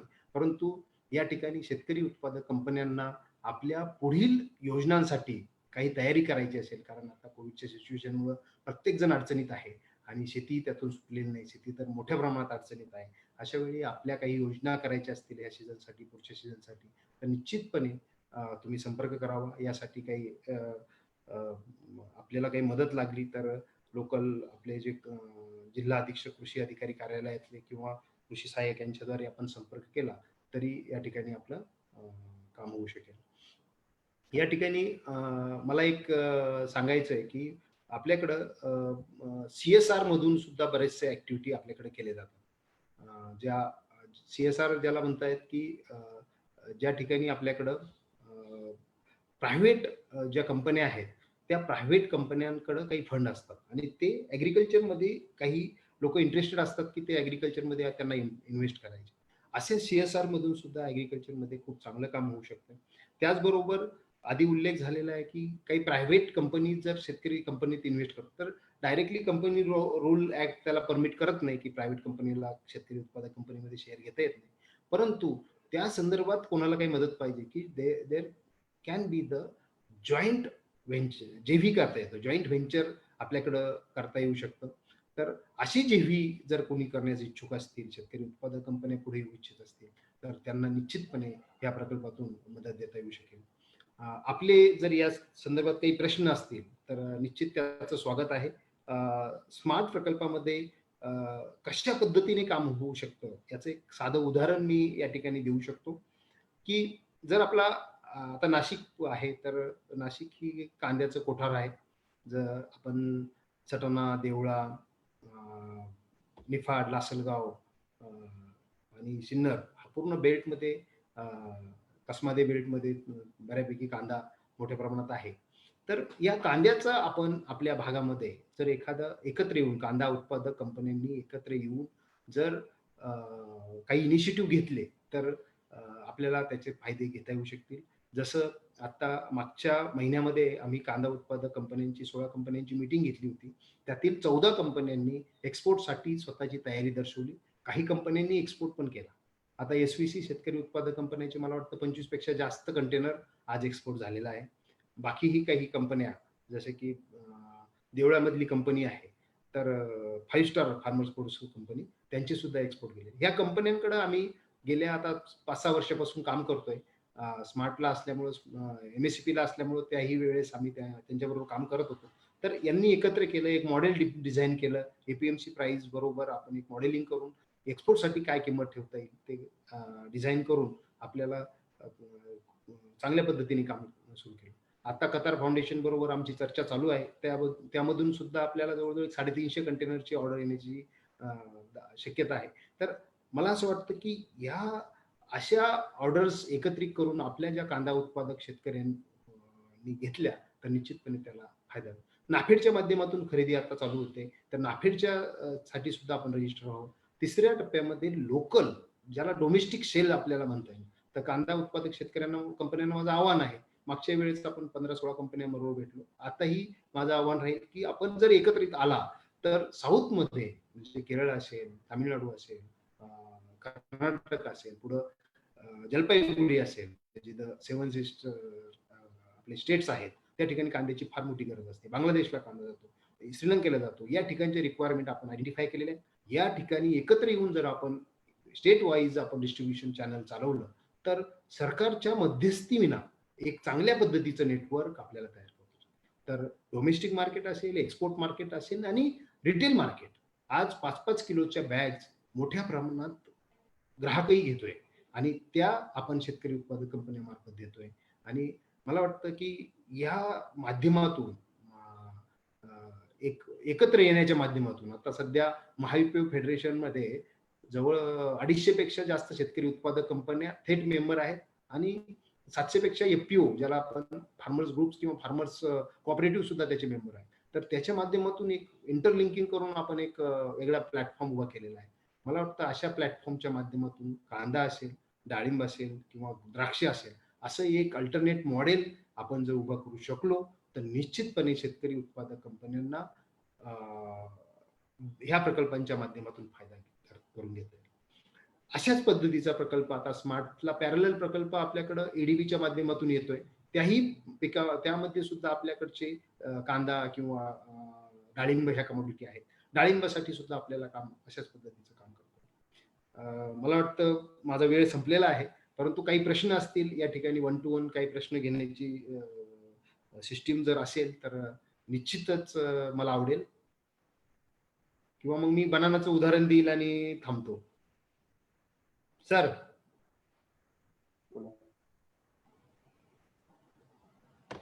सर बोला. हॅलो, काही प्रश्न आहेत थेट? हॅलो. हा सर. हा नाही ठीक आहे, आपण आता एक प्रश्न उत्तर असतील आणखी एक सेशन घेणारच आहोत आपण पुन्हा. ओके ओके, धन्यवाद.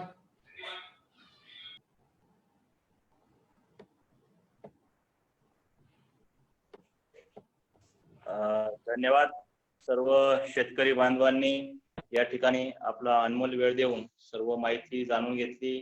सगळ्यात महत्त्वाचं सांगायला खूप आनंद होतो की आजच्या जे वेबिनार होता 2 दिवसामध्ये याची सर्व तयारी झाली आणि फक्त सोशल मीडियाच्या माध्यमातून खूप छान रिस्पॉन्स भेटला. इथं वेबिनार मध्ये झूमला जरी कमी लोक असतील तरी आता आम्ही फेसबुकला ज्यावेळेस चेक केलं तर साधारणतः आमच्या लिंकला 35 ते 40 लोकांनी शेअर केला आहे आणि साधारणतः हा जो कार्यक्रम आहे 7,000 लोकांच्या वरती लोकांनी बघितला आहे. त्यांच्यापर्यंत ही लिंक पोहोचलेली आहे आणि त्यांनी हा कार्यक्रम बघितला आहे. खूप छान रिस्पॉन्स भेटला आहे. शेतकरी बांधवांनो, आता वेळ झालेली आहे, खूप जास्त वेळ घेणं योग्य नाही, परंतु या संदर्भात जरी तुम्हाला काही शंका असतील तर तुम्ही कॉल करू शकतात, विचारू शकतात. आणि या संदर्भात अजून एक सेशन आपण पुढच्या रविवारी घेणार आहोत. जे लोक व्हॉट्सअप ग्रुप मध्ये असतील त्यांना ती माहिती त्या पद्धतीने मिळून जाईल. आम्ही पर्सनली पण पुन्हा तुम्हाला हे मेसेज देऊ की पुढचा कार्यक्रम केव्हा आणि कसा राहील.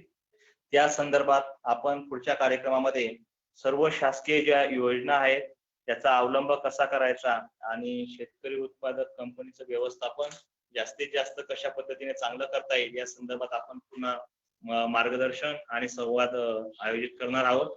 आज या ठिकाणी सर्व शेतकरी उपस्थित झालेत, सर्वांना मी विनम्र आभार व्यक्त करतो. सर्वांचं मनपूर्वक आभार. आणि जास्तीत जास्त शेतकऱ्यांनी शेतकरी उत्पादक कंपनी मध्ये सहभाग घ्यावा. ज्यांना शेतकरी उत्पादक कंपनी स्थापन करायची त्यांनी जरूर संपर्क करावा. ज्यांना शेतकरी उत्पादक कंपनी स्थापन नाही करायची परंतु शेतकरी उत्पादक कंपनीमध्ये सभासद व्हायचा आहे ते देखील आमच्या कंपनीमध्ये सभासद होऊ शकतात. सर्वांसाठी हे व्यासपीठ खुलं आहे. सर्वांना मार्गदर्शन इथं मोफत आहे. जी पण तुमची काही क्वेरी असेल, कंपनी रजिस्ट्रेशन असतील, काही परवाने असतील, त्या सर्व गोष्टींची माहिती आम्ही जरूर करू. या ठिकाणी आपण कार्यक्रम संपवतोय. धन्यवाद सर्वांचे मनपूर्वक.